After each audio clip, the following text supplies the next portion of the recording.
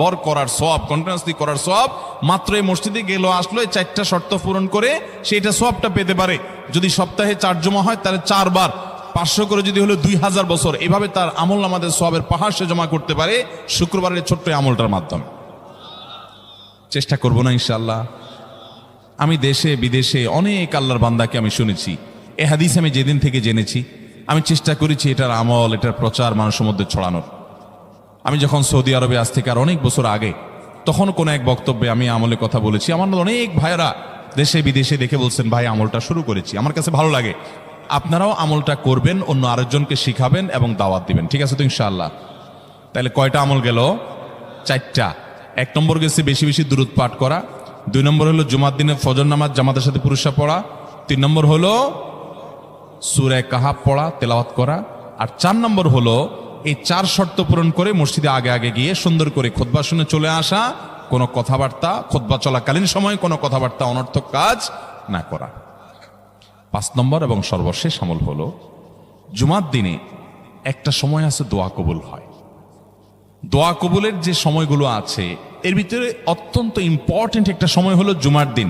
শুক্রবারের একটা সময় সম্পর্কে নবী সাল্লাল্লাহু আলাইহি ওয়াসাল্লাম বলেছেন যে একটা সময় আছে শুক্রবারের, এই সময়ে বান্দা কোনো দোয়া করলে আল্লাহ তাআলা ফিরিয়ে দেন না, কবুল করেন। কিন্তু সময়টা যে ঠিক কখন এটা হাদিসে নবী সাল্লাল্লাহু আলাইহি ওয়াসাল্লাম বলেন নাই, যাতে করে হয়তো আমরা সারা দিনেরই কম বেশি দোয়ার চেষ্টা করি।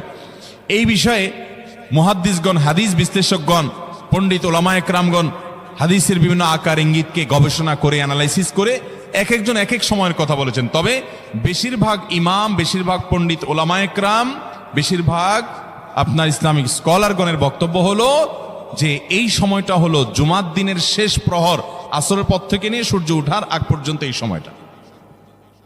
অতএব আমরা জুমার দিনের 5 নম্বর আমল হলো বেশি বেশি করে সারাদিনই কম বেশি দোয়া করব। দোয়ার জন্য সবসময় হাত তোলাও জরুরি না, যদিও সাধারণ অবস্থায় দোয়ার জন্য হাত তোলা আদব, কিন্তু আপনি চলতে ফিরতে, উঠতে বসতে, কাজের ফাঁকে আপনি আল্লাহর কাছে মনে মনে দোয়া নিবেদন করবেন। অনেক চাওয়া আমাদের কাছে, আমাদের আল্লাহর কাছে আছে। ভাইরা আমার, নবী সাল্লাল্লাহু আলাইহি ওয়াসাল্লাম বলেছেন কারোর পায়ের জুতার ফিতাটা ছিঁড়ে গেছে হাঁটার সময়, এটার এমন কি লাগালে ঠিক হয়ে যাবে, কিন্তু একজন ইমানদার ওইটার জন্য সে আল্লাহর কাছে সাহায্য চাইবে, আল্লাহ এটাও একটা বিপদ, একটা ছোট বিপদ থেকে অনেক কিছু ঘটে যায়, আপনি আমাকে উদ্ধার করেন। সে সবসময় আল্লাহর দিকে মনোনিবেশ করবে।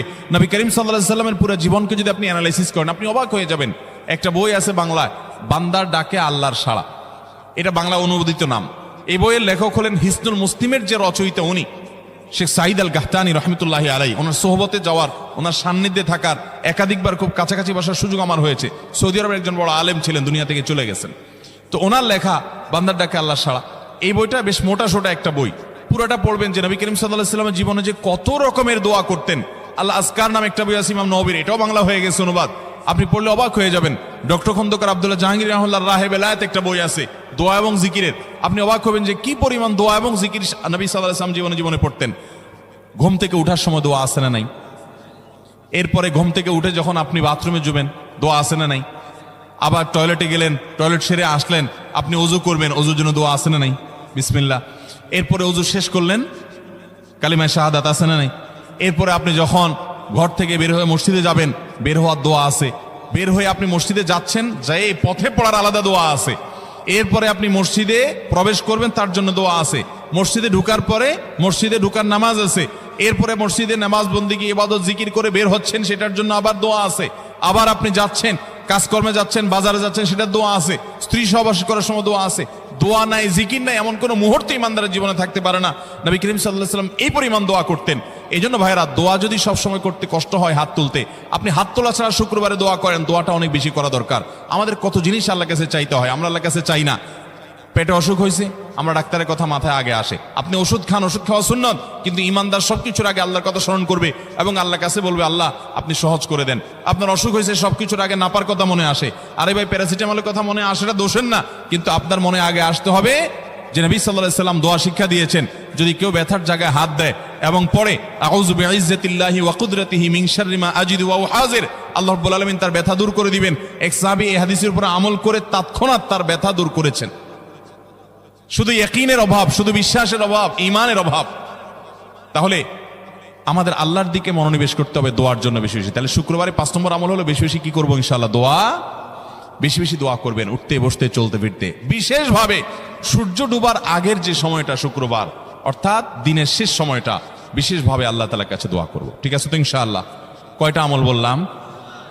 5টা আমল। 1, বেশি বেশি দুরুদ। 2, ফজর নামাজ জামাতের সাথে পড়া পুরুষরা, মহিলারা অক্তমত পড়বেন, পুরুষদেরকে পাঠিয়ে দিবেন মসজিদে। 3, সূরা কাফ পড়বেন। 4, আগে ঘুম থেকে উঠে উত্তম রূপে গোসল করে মসজিদে আগে আগে গিয়ে পায়ে হেঁটে গিয়ে সামনে ইমাম সাহেবের কাছাকাছি গিয়ে বসা, অনর্থক কথা কাজ না করা, তেলাওয়াত জিকির আজকারের মাশগুল থেকে নামাজটা পড়ে বের হয়ে আসা, এই কাজ। নাম্বার 5, দোয়া করা, বিশেষ করে দিনের শেষ প্রহরে। আমল করবো তো ইনশাআল্লাহ? মনে থাকবো তো ইনশাআল্লাহ? আমরা প্রয়োজনে বাসায় গিয়ে একটা কাগজে নোট করে ফেলবো, লিখে ফেলবো, লিখে এরপরে ওয়ালে টাঙ্গায় দিবেন বাসায় যে জুমার দিন এই 5 কাজ আমি ছাড়বো না। আপনি যদি মনেও না থাকে, আপনার যদি ভুলেও যান, আপনি এই কাগজ আপনাকে মনে করাবে ইনশাআল্লাহ। বাসায় ফ্যামিলির লোকদের সাথে শেয়ার করবেন, জুমার দিন হুজুর বলেছেন, আমি একটু আমার মন থেকে বলিনি, এগুলো সব কোরআন হাদিসের কথা বলেছি আপনাদেরকে। কোরআন হাদিসের আলোকে 5টা আমলের কথা বলেছেন, বিশেষভাবে জুমার দিন আমি 5টা আমল করবই করব। ভাইরা আমার, প্রত্যেক জুমার দিন যদি আপনি একটু ইমানের রিচার্জ করেন, ইনশাআল্লাহ সারা সপ্তাহ আপনার জন্য সেটা উপকারে আসবে। চেষ্টা করবো তো ইনশাআল্লাহ। এবং দোকানে অফিসে টাঙ্গায় রাখবেন। যারা এই টাঙ্গায় রাখার আমলটা করবেন, আয়োজক যারা আছেন, আপনাদের কাছে আমার অনুরোধ, যে ভাইরা এই কাজটা করছেন, ওনারা যদি আয়োজকদের মাধ্যমে ছবিটা আমার কাছে পাঠাইতে পারেন, আমার অফিসে নিয়ে আমি ইনশাআল্লাহ নিজে হাতে তাদের পুরস্কার দেব। বিশেষ করে এই মাহফিলের লোক যারা আছেন আজকের, আয়োজকদের মাধ্যমে। আল্লাহ তাআলা এই আমলগুলো আমাকে আপনাকে আমাদের সবাইকে করার তৌফিক দান করুন। আমল মনে রাখবো তো ইনশাআল্লাহ? আমল করবো তো ইনশাআল্লাহ? যাদের কাজ আছে, ফজর নামাজটা বিশেষ করে মিস হবে মনে হয়, তারা যাইতে পারেন, কোনো অসুবিধা নেই। অন্যান্য সময় আমরা সাধারণত দেখি যে মানুষ ঠেকায় না, মানুষ ঠেকানো না, বিশেষ করে রাত বেশি হয়ে গেলে ফজর নামাজ মিস হবে এই আশঙ্কা হলে আপনার বসার চাইতে বরং যাওয়া ভালো। যাই হোক ভাই, কিন্তু আওয়াজ না করি, সবাই আওয়াজ বন্ধ করি। ভাই প্রশ্ন উত্তরে যাই আমরা, বিসমিল্লাহ। প্রথম প্রশ্ন, মেয়েদের মডেলিং বোরকা পর্দার জন্য কতটুকু জায়েজ? আপনারা অনেকে বোরকা বিক্রি করেন না, এখানে আছে না? ভাইরা আমার, যে সমস্ত বোরকার মধ্যে কারুকার্য আছে অনেক বেশি, বোরকার মধ্যে আবার মডেলিং হয়, অবাক করা বিষয়। কিয়ামতের আগে যে আসলে আরো কত কিছু হবে। এই বোরকার উপরে যদি মডেলিং কারুকার্য হয়, চাকচিক্য হয়, বোরকা যদি খুব টাইট ফিট হয়, বোরকা যদি এমন হয় যে বোরকা বরং পুরুষের দৃষ্টিকে আরো বেশি আকর্ষণ করে, তাহলে এই বোরকা ঢাকার জন্য আরেকটা বোরকা লাগবে। তা না হলে পর্দা হবে। পর্দার উদ্দেশ্য হলো নিজের সৌন্দর্যকে অনাবৃত করা, নিজের সৌন্দর্যকে ঢেকে রাখা, এটাই হলো পর্দার কি উদ্দেশ্য। সেখানে যদি পর্দার উদ্দেশ্যটাই নষ্ট হয়ে যায়, তাহলে এই বোরকা পরলে পর্দা করার যে নির্দেশ সেটা পালন হবে। ভাইরা আমার, এই জন্য টেডি মার্কা বোরকা, আপনার এই মডেলিং মার্কা বোরকা, স্টাইলিশ বোরকা, এগুলা পর্দা হবে না এগুলা দ্বারা। হ্যাঁ, কোনো নারী তিনি খোলামেলা চলাফেরা করেন, তিনি দিনের পথে মাত্র আসছেন, মডেলিং দিয়ে শুরু করছেন, আস্তে আস্তে ইনশাল্লাহ পিওর বোরকা যাবেন। হ্যাঁ, সেই হিসাবে তার জন্য আমি বলতে পারি এটা ওজর, ঠিক আছে, উনি চেষ্টা করেছেন, শুরুটা অন্তত করেছেন। কিন্তু ভাইরা, পরিপূর্ণ পর্দা করতে চাইলে এই মডেলিং বা স্টাইল মার্কা বোরকা হবে। আচ্ছা বলেন তো, আপনার আমার মা বোন বা স্ত্রীকে যদি আমরা বাহিরে নিয়ে যাই, তাদের সাথে আমরা বাহিরে যাই, তারা যদি খোলামেলা পোশাক পরে যায় বা এমন পোশাক পরে যায় যেটা সব পুরুষের দৃষ্টিকে আকৃষ্ট করে, তাহলে অন্য সব পুরুষরা তার দিকে তাকাইলে আপনার কাছে ভালো লাগে না খারাপ লাগে? কেমনে খারাপ লাগে? অনেক পুরুষটা আছে বউয়ের ছবি ফেসবুকে দিয়ে বলে, আপনাদের ভাবি কেমন হলো বললেন। অনেক পুরুষ এ কাম করে না? ফেসবুকে আবার কমেন্টে নিচে দিয়া দোস্তরা লেখে, দোস্ত ভাবি অনেক সুন্দর, মাশাআল্লাহ, আবার মাশাআল্লাহ লেখে। এরপরে আবার দোস্ত আবার রিপ্লাইতে দেয় কি, ধন্যবাদ দোস্ত। মানে আমার বউরে তুই সুন্দর বলছস, তার মানে তুই দেখছস, মনে মনে জল্পনা কল্পনা করছস, করে আবার লিখছস, এই জন্য তোর ধন্যবাদ। ভাইরা আমার, মানুষের বিবেক যখন লোপ পেয়ে যায়, তখন সে হিতাহিত জ্ঞান হারিয়ে ফেলে। আমাদের মা, আমাদের বোন, আমাদের মেয়ে, আমাদের স্ত্রী, তাদেরকে নিয়ে আমরা যখন খোলামেলা পোশাকে যাব, কোনো বিয়েতে আপনি যখন যাবেন, কোনো মার্কেটে যাবেন, একেবারে চাকচিক্যপূর্ণ পোশাক, একদম খোলামেলা অশ্লীল, তো জগতে বা রাস্তায় যত পুরুষরা তাদেরকে দেখবে, এই সৌন্দর্য দেখার পর পুরুষদের মনে মনে তাকে নিয়ে বাজে চিন্তা, জল্পনা কল্পনা, মনে মনে জেনা, এটা হবে কি হবে না? না, হবে না। সবাই কি বাজে চিন্তা করে আপনার মতো? পবিত্র চিন্তা করতে পারে না? কি বলেন ভাইরা আমার? যারা নিজেদের বউকে নিয়ে এটা নিয়ে সন্দেহে আছেন, আমি তাদেরকে বলতেছি, আমাকে উত্তর দেওয়া লাগবে না, আপনার নিজেকে প্রশ্ন করেন, নিজের বিবেককে প্রশ্ন করেন। আপনি এরকম মহিলা রাস্তাঘাটে দেখলে আপনার কি হাল হয়? আপনি যা যা চিন্তা করেন, আপনার বউ আপনার মা বোনকে নিয়ে এভাবে আপনি বের হলে অন্যরাও সে চিন্তাই করে। আল্লাহ আমাদের বিবেকটাকে খোলার তৌফিক দান করুন।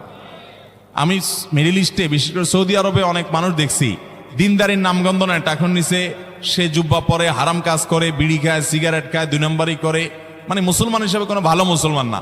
কিন্তু গল্লির ঠাওয়ার ঠিক আছে, জায়গা মতো সে একেবারে সুসের মতো সোজা, বইয়ের ব্যাপারে পরিপূর্ণ পর্দা মেনটেন করে। কোনো রাষ্ট্রীয় নির্দেশের কারণে না, বেশিরভাগ পুরুষরা এটা করে এই জন্য, কারণ সে জানে তো সে নিজে অন্যের মেয়েকে খোলামেলা দেখলে কি জল্পনা কল্পনা তার মনে আসে সে জানে, অতএব তার স্ত্রীকে নিয়ে গেলে অন্যরা কি জল্পনা করবে সে জানে, এই জন্য তার আত্মসম্মান বোধের জায়গা থেকে সেইটা করে। মুসলমান নারী, তার ভিতরে আত্মসম্মান বোধ থাকবে যে আমাকে নিয়ে মানুষ বাজে চিন্তা করবে, জল্পনা কল্পনা করবে, নোংরা চিন্তা করবে, এটা কোনো নারী করতে দিতে পারে। একজন খোলামেলা বেপর্দা নারীকে দেখে যত মানুষ মনে মনে তাকে জেনা করে, সে মনের কথাগুলো যদি মানুষ বলতো, এই নারী জুতা দিয়ে পিটতে পিটতে রাস্তা যাইত। কিন্তু সে মনে মনে মানুষের এই জেনার কাজ সে করে যাচ্ছে। আল্লাহ আমাদেরকে পর্দার গুরুত্ব বোঝার তৌফিক দান করুন। এটা নারীর জন্য অসম্মান না, এটা নারীর জন্য বরং সম্মানের, এটা নারীর ইজ্জত রক্ষার জন্য সবচেয়ে বড় মাধ্যম। আমাদের সেকুলার, অতি সেকুলার, উগ্র নাস্তিক বন্ধুরা বলে যে হুজুরদের মনটাই খারাপ, এই বেটারা বলে মহিলা দেখতে বলে তাদের বলে অবস্থা খারাপ হয়, এই বেটাদের চরিত্রই খারাপ। অর্থাৎ আমাদের এই ভাইরা যারা এই সমালোচনা করতেছেন, আমাদের এই ভাইগুলোর দ্বারা মনে হচ্ছে যে ওনাদের মনের ভিতরে কোনো এই সমস্ত বাজে চিন্তা আসে না, ওনাদের মনটা একদম ফেরেশতার মতো পবিত্র। এরকম যাদের কোনো চিন্তা জল্পনা কল্পনা আসে না, এরা হয় মিথ্যুক আর না হলে রুগী। হয় এগুলারে ডাক্তার দেখাইতে হবে, পুরুষত্বের ঘাটতি আছে, আর নাহলে মৃত্যু। আল্লাহ তাআলা সৃষ্টি করেছেন এভাবে, তোমার কোনো মনে চিন্তাই বাজে আসে না, তোমার মতো এই অসুস্থ মানুষ, তোমার তো হাসপাতালে ভর্তি হওয়া উচিত। আল্লাহ রাব্বুল আলামিন আমাদেরকে পর্দার গুরুত্ব বোঝার তৌফিক দান করুন। অনেক পুরুষ আছে নিজের বউয়ের জন্য চাকচিক্যপূর্ণ বোরকা পরে নিয়ে যান। না ভাই, আপনার বউর যত সাজগোজ সব বাসা বাড়িতে হবে একান্তে। আপনি বাইরে রাস্তাঘাটে কেন বিলাই বেড়াচ্ছেন? মহর দিয়ে বিয়ে করছেন আপনি, আর রাস্তাঘাটে মানুষকে দেখা বেড়াচ্ছেন। আত্মসম্মান বোধ থাকা উচিত। আল্লাহ আমাদেরকে পর্দার গুরুত্ব বোঝার তৌফিক দান করুন। তাহলে স্টাইলি বোরকা এগুলো পড়লে কিন্তু কাজ হবে না, বোরকার কাজ হবে না। আমি এখান থেকে গ্রামে যাব এবং ওই দিনই আবার চলে আসব, এক্ষেত্রে আমার নামাজ কি কসর করতে হবে? দেখুন, গ্রামে আমরা প্রত্যেকে যার যার বাড়িতে যখন যাব, সেটা আমাদের মূল ঠিকানা, আসল ঠিকানা হলে সেখানে আমি 1 ঘন্টার জন্য যদি যাই, নামাজ আমাকে পুরা পড়তে হবে। নিজের স্থায়ী ঠিকানাতে কখনো কসর হয়? পথে কসর হবে। বাড়িতে যখন চলে গেছেন, আপনার বাড়ি কুমিল্লাতে, আপনার বাড়ি চট্টগ্রামে, আপনার বাড়ি বগুড়াতে বা খুলনাতে বা সিলেটে, আপনার বাড়ি যেখানেই হোক না কেন, যখন সফরের দূরত্ব হবে, নিজের স্থায়ী ঠিকানায় 1 ঘন্টার জন্য যদি যান, সেখানে পুরো নামাজ পড়তে হবে, কসর চলবে। কিন্তু কিছু লোক আছে, গ্রামে বাড়ি আছে ঠিক আছে, কিন্তু তাদের গ্রামের বাড়ি এখন আর স্থায়ী ঠিকানা না। ধরুন আপনি ঢাকা শহরে বাড়ি কিনছেন বা ফ্ল্যাট কিনছেন, পাসপোর্টে, এনআইডিতে, সরকারি সব কাগজে পত্রে ঠিকানাতে আপনি স্থায়ী ঠিকানাও এটা, বর্তমান ঠিকানাও এটা। গ্রামের বাড়ি আছে কিন্তু ওটা আপনার স্থায়ীও না, বর্তমান ঠিকানাও না, জাস্ট বেড়াইতে যান, ভাই বেড়াদাররা আছে, অন্যরা আছে, তাহলে ওইটাতে আপনি গেস্ট, সেখানে আপনি কসর পড়বেন। এবং এটা আপনার স্থায়ী এবং বর্তমান ঠিকানা হলে, অনেকে আছে বাড়িতে জমি জমা আছে, শুধুমাত্র থাকার ঘর বাড়িও নাই এবং ভাগযোগ হয়ে গেছে, সে শুধু গেস্ট হিসেবে যায়, ভাইদের মেহমান হয়ে যায়, তাহলে সে কসর পড়বে। আর না হলে স্থায়ী ঠিকানায় গেলে 1 ঘন্টার জন্য সে কি করতে হবে? পুরো নামাজ পড়তে হবে, যদি স্থায়ী ঠিকানা হয় তার গ্রাম। এরপরে প্রশ্ন হলো, আমি অনেকবার তওবা করেছি, প্রত্যেকবারই ভঙ্গ হয়েছে, তাহলে কি আমি মুনাফিক হয়ে গেছি? না ভাই, তওবা হওয়ার পর তওবা ভেঙে যাওয়াটা অস্বাভাবিক নয়। আপনারা খুশি হবেন শুনে, আমাদের রব আল্লাহ রাব্বুল আলামিনের একটা গুণবাচক নাম হলো তাওয়াব। কি নাম ভাই? তাওয়াবের মানে জানেন? আল্লাহু আকবার। রিপিটেডলি, বারবার যিনি বান্দার তওবা কবুল করেন। এই জন্য ভাই, একবার গুনাহ হয়ে গেছে, আল্লাহর কাছে তওবা করেছেন, চেষ্টা করছেন যে আর যেন না হয়, কিন্তু আবার শয়তান কাত করে ফেলে দিয়েছে, আবারও তওবা করে ফেলবেন এবং দুর্বল হবেন না। এখানে ইবলিস আপনাকে বলবে, তুই এতবার একই কাজ করে তওবা করছস আল্লাহর কাছে, আবার কোন মুখে তওবা করবি? থাক, বাদ দে। আপনার তওবা থেকে দূরে সরাবে। এটা হলো শয়তানের সবচেয়ে বড় অস্ত্র। কখনো নিরাশ হওয়া যাবে না। তওবা আগের বারের চাইতে পরের বারটা আরো স্ট্রং করবেন, যে ঠিক আছে আগের বারটা তওবা আমি দুর্বল ছিল, এটাকে আরো স্ট্রং করব, চেষ্টা করবো না ইনশাআল্লাহ। তাহলে তওবা বারবার করতে হবে, বারবার করতে হবে। ভেঙে গেলে আরো শক্ত হার্ডলি তওবা করতে হবে, নিজের প্রতি নিজে শাসন চালাতে হবে। এভাবে ইনশাআল্লাহ সামনে আগাইতে হবে। ভারতবর্ষের একজন কবি বলেছেন, আরে ইয়ে কুস্তি তো হয় অমর ভর কি, কবি ও দাবালে কবি তু দাবালে। ইবলিসের সাথে তোমার এই লড়াই তো সারা জীবনের। কখনো ইবলিস তোমাকে কাত করে ফেলে দিবে, তোমার দ্বারা গুনাহ করায় ফেলবে, আবার কখনো চোখের পানি ফেলে কেঁদে কেটে আল্লাহর কাছে একান্তে। ভাইরা, কিছু নির্জন সময় কাটানো দরকার। আমাদের কোনো নির্জন সময় নাই। নির্জন সময় হলে ওই মোবাইলে আমরা ঢুকে পড়ি, মোবাইল টোবাইল বন্ধ করে ফেলে দিনে রাতে 24 ঘন্টার ভিতরে 5 ওয়াক্ত নামাজের পরে আগে যে কোনো সময় অন্তত 2-4-5টা মিনিট একটু চিন্তা ভাবনা করবেন, একটু নিজের হিসাব মিলাবেন, আল্লাহর সাথে কথা বলবেন। আজকে একটা গুনাহ হয়ে গেছে, আজকে একটা কাস্টমার মহিলা আসছে, তার সৌন্দর্য দেখে তাকে নিয়ে বাজে চিন্তা জল্পনা কল্পনা করেছি, নোংরামি করেছেন, গুনাহ কাজ করেছেন। কোনো কাস্টমার এসেছে, তার সাথে ফাঁকি ঝুঁকি দিয়েছেন, 2 নাম্বারই করেছেন, মিথ্যা কথা বলেছেন, কিনা দর এত আসে বলেছেন, আসলে এত আসে নাই। এই যে মিথ্যা বলেছেন কয়টা টাকার জন্য, এই টাকা দুনিয়াতে থেকে যাবে, মিথ্যাটা আপনার আমলনামা যুক্ত হয়ে আখিরাতে যাবে। এইসব কথা চিন্তা করে আল্লাহর কাছে চোখের পানি ফেলে একান্তে, আল্লাহ করে ফেলেছি আজকে শয়তানের পালায় পড়ে, আল্লাহ খেয়াল ছিল না, আপনি মাফ করে দেন। মালিক, আপনি মাফ না করলে কিয়ামতের ময়দানের শাস্তি হবে ভয়াবহ। দুনিয়াতে আপনি ছেড়ে দেন, আল্লাহ মাফ করে দেন। মাফ চায়া দুনিয়া থেকে ওইটাকে নিষ্পত্তি করেন, একটু চোখের পানি ফেলেন, সেজদায় পড়ে যান, 2 রাকাত সালাতুত তওবা নামাজ পড়ে আল্লাহর কাছে মাফ চান, এরপরের দিন আরো স্ট্রং করেন। এভাবে আপনি লড়াই চালাতে থাকবেন। আরে এই কুস্তি তো হয় অমর ভর কি, কবি ও দাবালে কবি তু দাবালে। শয়তান গুনাহ কমা আপনার দ্বারা করায় সে জিতে যাবে, আর আপনি তওবা করে চোখের পানি ফেলে গুনাহ মাফ করিয়ে তারপরে আপনি শয়তানের উপরে জিতে যাবেন। তওবা করতে থাকবো তো ইনশাআল্লাহ। তওবা করতে কখনো ক্লান্ত হবেন, তওবা অব্যাহত রাখবেন, অনবরত রাখবেন। সবচেয়ে বেশি যেটা করতে হবে পরিমাণে, জুমার দিন, জুমার রাত, বৃহস্পতিবার সন্ধ্যা থেকে নিয়ে শুক্রবার সন্ধ্যার আগ পর্যন্ত পরিমাণে সবচেয়ে বেশি করতে হবে যে আমলটা, সেটা হলো দুরূদ শরীফের আমল। কিসের আমল? ভাইরা, দুরূদ এমন একটা আমল, আপনি যদি শুধু দুরূদের এই আমলটাকে আঁকড়ে ধরেন, সবসময় আপনার মুখ দিয়ে দুরূদ বের হতে থাকে, পড়তে থাকেন, তো নবী করিম সাল্লাল্লাহু আলাইহি সাল্লামের ভাষ্য অনুযায়ী, তার ওয়াদা অনুযায়ী, ইদান তুকফা হাম্মুক ওয়া তুগফার যামবুক, তোমার যত পেরেশানি আছে নবী সাল্লাল্লাহু আলাইহি সাল্লাম বলেছেন, এই সব পেরেশানি দূর করার জন্য এই দুরূদের আমলটা যথেষ্ট হবে ইনশাআল্লাহ। এবং গুনাহ মাফের জন্য এই দুরূদের আমলটা কি হবে? যথেষ্ট হবে। নবী করিম সাল্লাল্লাহু আলাইহি সাল্লাম বলেছেন, মান সাল্লা আলাইয়া মাররাতান সাল্লাল্লাহু আলাইহি আশরা, যে ব্যক্তি আমার প্রতি একবার দুরূদ পাঠ করবে, আল্লাহ রাব্বুল আলামিন তার প্রতি 10 বার রহমত নাজিল করবেন। কয়বার রহমত নাজিল করবেন? আপনার জীবনে 10টি জায়গায় খুব ক্রাইসিসে পড়ে গেছেন, কোন জটিল সিচুয়েশনে মুখোমুখি হয়ে গেছেন, বিপদের মধ্যে পড়ে গেছেন, ওই জায়গায় আল্লাহর রহমত পাবেন। এরকম একবার দুরূদ পাঠ করবেন, হক আদায় করে যথাযথভাবে মহব্বতের সাথে 10 করবেন। নবী করিম সাল্লাল্লাহু আলাইহি ওয়াসাল্লাম বলেছেন, আকসিরু আলাইয়া মিনাস সালাতি মিন ইয়াউমিল জুমআতি ওয়া লাইলাতিল জুমআহ, তোমরা জুমার দিন এবং জুমার রাতে আমার প্রতি বেশি বেশি দুরূদ পাঠ করবে, দুরূদ প্রেরণ করবে। ফা ইন্না সালাতাকুম মা'রুদাতুন আলাই, কারণ তোমরা যে দুরূদ পাঠ করো এটা আমার কাছে পেশ করেন আল্লাহর ফেরেশতারা, এবং রীতিমতো নামধাম সহকারে আল্লাহর একদল ফেরেশতা নিয়োজিত আছে। তারা বলেন, আল্লাহ, হে আল্লাহ রাসূল, আপনার অমুক উম্মত, অমুক অনুসারী, আল্লাহর অমুক বান্দা পৃথিবীর অমুক প্রান্ত থেকে, অমুক দেশ থেকে, অমুকের সন্তান, সে আপনার প্রতি দুরূদ পেশ করেছে জুমার দিনে, জুমার রাতে বা অন্য সময়ে। এটা নবী করিম সাল্লাল্লাহু আলাইহি সাল্লামের কাছে রিপোর্ট দেওয়া হয় আল্লাহর নিযুক্ত ফেরেশতাদের মাধ্যমে। আপনি যখন দুরূদ পাঠ করবেন, আপনার ভিতরে এই ফিল হবে যে আমি দুরূদ পাঠ করছি, আর আমার নবীর কাছে এটা উপস্থাপিত হচ্ছে আমার নাম ধাম, আমার রিপোর্ট সহকারে। এই জন্য শুক্রবার দিন এবং রাত, অর্থাৎ বৃহস্পতিবার সন্ধ্যা থেকে নিয়ে শুক্রবার সন্ধ্যা পর্যন্ত এই 24 ঘন্টার মধ্যে নবী করিম সাল্লাল্লাহু আলাইহি সাল্লামের ভাষ্য খেয়াল করেন, আকসিরু আলাই। ওলামা একরাম জানেন, নবী আলাইহিস সালাম সাধারণত কোনো আমল পরিমাণে বেশি করতে বলতেন না। পরিমাণে বেশি করতে বলার মতো আমল খুব কম ইসলামে। গোটা কোরআন যদি খোলেন আপনি, পরিমাণে অধিক করতে বলা হয়েছে এরকম আমল খুব বেশি পাবেন না। তোমরা বেশি বেশি করে নামাজ পড়ো, বেশি বেশি করে রোজা রাখো, এরকম কথা কোরআন হাদিসে নাই। অবশ্যই একজন ইমানদার 5 ওয়াক্ত ফরজ নামাজের পাশাপাশি অধিক পরিমাণে নফল নামাজও পড়বেন, সেটা ভিন্ন কথা। কিন্তু কোরআনে বেশি পরিমাণে আল্লাহর জিকির করার কথা বলা হয়েছে। আর নবী করিম সাল্লাল্লাহু আলাইহি সাল্লাম বৃহস্পতিবার সন্ধ্যা শুরু হলে শুক্রবার সন্ধ্যার আগ পর্যন্ত বেশি পরিমাণে করতে বলেছেন যে কাজটা, সেটা হলো দুরূদ শরীফের আমল।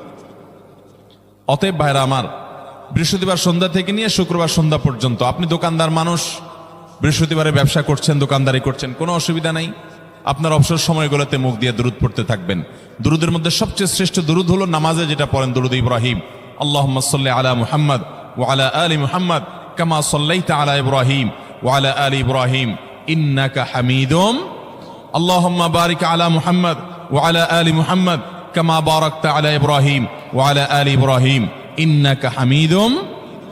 তাহলে দুরূদের এই আমলটা, এটা করার জন্য আল্লাহ তাআলা এমন সহজ করে দিয়েছেন যে ওযুর প্রয়োজন নাই। আপনার ওযু নাই, তারপর আপনি দুরূদ পাঠ করতে পারবেন। এবং আপনি এই বড় দুরূদ পড়ার মতো সময় নাই, তো আপনি একেবারে সবচেয়ে সংক্ষিপ্ত দুরূদ পড়েন সাল্লাল্লাহু আলাইহি ওয়াসাল্লাম, তাতেও দুরূদ পাঠের সওয়াব পাবেন। চেষ্টা করব তো ইনশাআল্লাহ। শুক্রবার আসবে, দুরূদ বেশি বেশি করে পাঠ করব। আপনি দোকানে কাজ করেন, আপনার দোকানে আপনার সহকর্মী আরো কাজের লোক আছে, আপনি সবাইকে স্মরণ করাবার জন্য নিজে জোরে জোরে দুরূদ শরীফ পড়বেন এবং বলবেন যে শুক্রবার শুরু হয়ে গেছে, সবাই দুরূদ শরীফের আমল করো। ভাইরা আমার, আমি আমার জীবনের কথা বলতে পারি। আমার জীবনে ওই যে হাদিসের উপরে ইয়াকিন এবং বিশ্বাস আলহামদুলিল্লাহ ছিল, আমার জীবনে আমি অনেকবার দেখেছি এরকম জটিল পরিস্থিতি হয়েছে যে দেয়ালে পিঠ থেকে গেছে, নড়ার জায়গা নাই, আর কোন আপাত দৃষ্টি থেকে এই বিপদ থেকে উদ্ধারের কোনো পথ নাই। দুরুদ, ইস্তেগফার, দোয়া ইউনুস, এই তিন আমল পাশাপাশি ইয়াজাল জালাল ওয়াল ইকরাম, এই চারটা জিনিসকে এমন ভাবে ধরছে, বিশেষ করে দুরুদ, স্পেশালি সারাক্ষণ দুরুদ।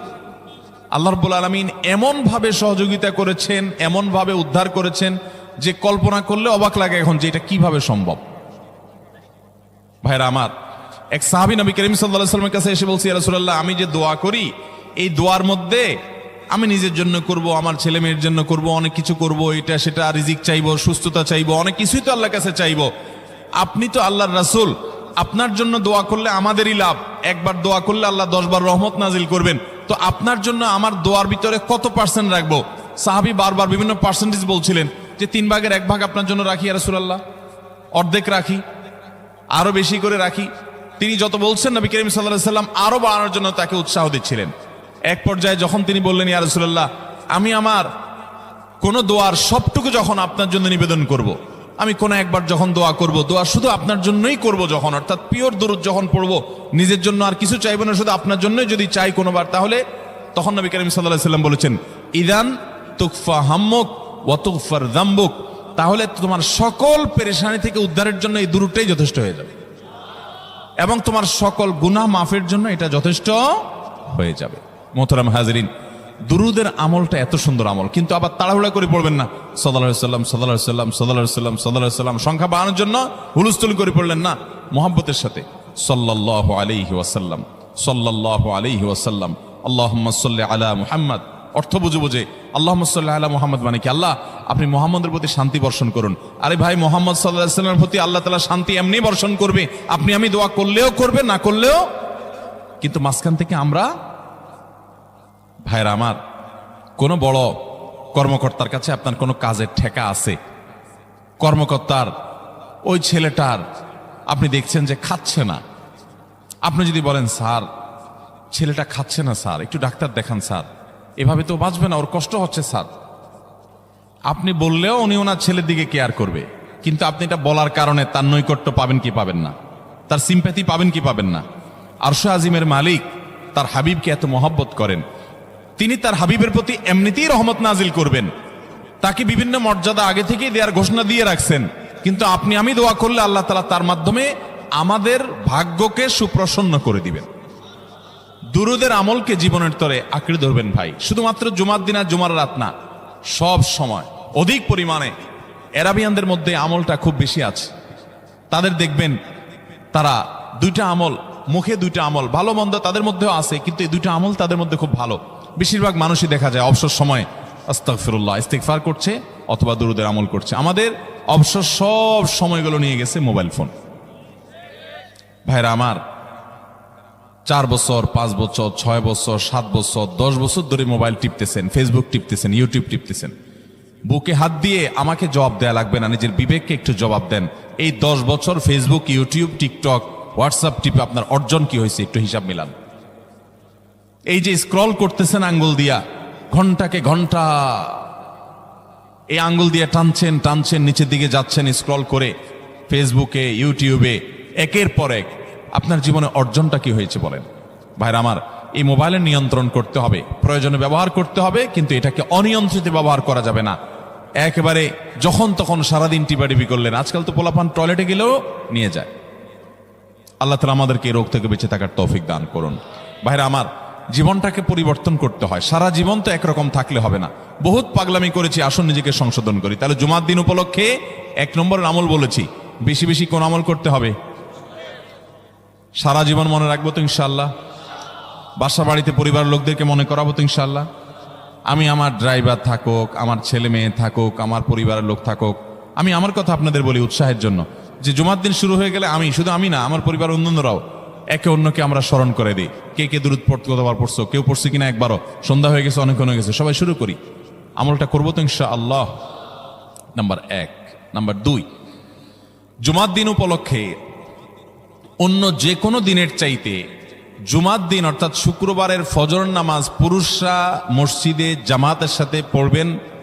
জামাতের সাথে পড়ার নিয়ত করবেন পাক্কা। কারণ অন্য যে কোনো দিনের ফজর নামাজ না, শুধুমাত্র যত নামাজ আছে, নবী করিম সাল্লাল্লাহু আলাইহি সাল্লাম বলেছেন, আফদালুস সালাওয়াতে ইনদাল্লাহ, আল্লাহর কাছে দুনিয়ার সব নামাজের মধ্যে, 5 ওয়াক্ত সাধারণ নামাজগুলোর মধ্যে সবচেয়ে উত্তম নামাজ হলো সলাতুল ফজরে মাআল জামাআতে ইয়াউমাল জুমআহ।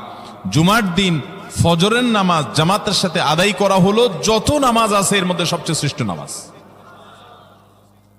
তাহলে জুমার দিনে এই বিষয়টা বিশেষভাবে খেয়াল রাখবো। জুমার দিন ফজর নামাজটা পুরুষরা কোথায় পড়বো, এবং সেটা বৃহস্পতিবার থেকে পরিকল্পনা শুরু করবো যে কালকের ফজর নামাজ যাতে কোনো অবস্থাতে আমার মিস না হয়। আমাদের আখিরাতের ব্যবসা এটা ভাই, আখিরাতের কারেন্সি সংগ্রহ করা। যত খুঁটে খুঁটে ভালো ভালো আমলগুলো করবেন, আপনার আমল নামাতে আমল সওয়াব জমা হতে থাকবে। চেষ্টা করবো তো ইনশাআল্লাহ। আমাদেরকে শয়তান অন্যদিন ফজরের নামাজ পড়ার সুযোগ হলেও শয়তান এমন ভাবে আমাদেরকে ধোঁকা দেয়, শুক্রবারে ফজরটা পড়াটা সবচেয়ে বেশি কঠিন হয়ে যায়। কেন জানেন? কারণ ইবলিস তো জানে। হাদিস আপনি জানেন না, হয়তো অনেকে হয়তো আজকে শুনছেন, আমি কোনো হাদিস না জানতে পারি, ইবলিস ঠিকই জানে যে ফজর নামাজ এই দিন যদিও জামাতের সাথে ফজর পড়ে ফেলে, তাহলে তোর আখিরাতের ব্যবসা অনেক দূর আগে যাবে। ওর সাথে তো আমাদের বাবা আদমের সাথে সেই চ্যালেঞ্জ, আদম আলাইহিস সালামকে সিজদা করতে বলা হয়েছে, সে তো করে নাই। তার সৌজন্য বা তার জন্য সিজদা নিবেদন করে নাই। আল্লাহ তাআলা সেজন্য তাকে জান্নাত থেকে বের করে দিয়েছে। তার কারণে এই ইবলিস তখনই আল্লাহর সামনে চ্যালেঞ্জ ছুড়ে দিয়েছে আদম আলাইহিস সালামের সাথে, যে লাউ হুয়ান্নাহুম আজমাইন, আমি আদমের সব সন্তানগুলাকে পথহারা করে ছাড়বো, ওদেরকে জান্নাতের পথে চলতে দিব না। এই জন্য আল্লাহ তাআলার কাছে সে কিছু পাওয়ার চাইয়া নিছে। এর ভিতরে একটা হলো কিয়ামত পর্যন্ত হায়াত পাবে, আরেকটা হলো আমাদের রগের সাথে সে মিশতে পারে, রক্ত প্রবাহের সাথে মিশতে পারে, শরীরের মধ্যে প্রভাব সৃষ্টি করতে পারে, আমাদেরকে দুর্বল করতে পারে, মন্দ দিকে টানতে পারে, ভালো কাজ যেন না হয় মনে মনে কুমন্ত্রণা সৃষ্টি করতে পারে। এই পাওয়ার সে নিয়ে এসেছে। এই জন্য তার সাথে আমাদের চ্যালেঞ্জ। সে হাদিস জানে যে জুমার দিন ফজর পড়লে আমাদের অনেক লাভ হয়ে যাবে। এই জন্য সে বৃহস্পতিবার রাতে, অন্য দিন যদি আপনি 10টা, 11টা বা 11:30টায় ঘুমান, 12টায় ঘুমান, জুমার দিন অর্থাৎ বৃহস্পতিবার দিবাগত রাতে আইসা ইবলিস বলে, আরে পাগল হইছস, কালকে হলো শুক্রবার, দোকানদারি নাই, ব্যবসা নাই, চাকরি নাই, মহিলাদেরকে বলে কালকে পোলাপানের স্কুল নাই, মাদ্রাসা নাই, আজকে একটু টক শো, মিষ্টি শো, নাটক, সিনেমা, ইউটিউব, ফেসবুক, ওয়াজই শোন অন্তত।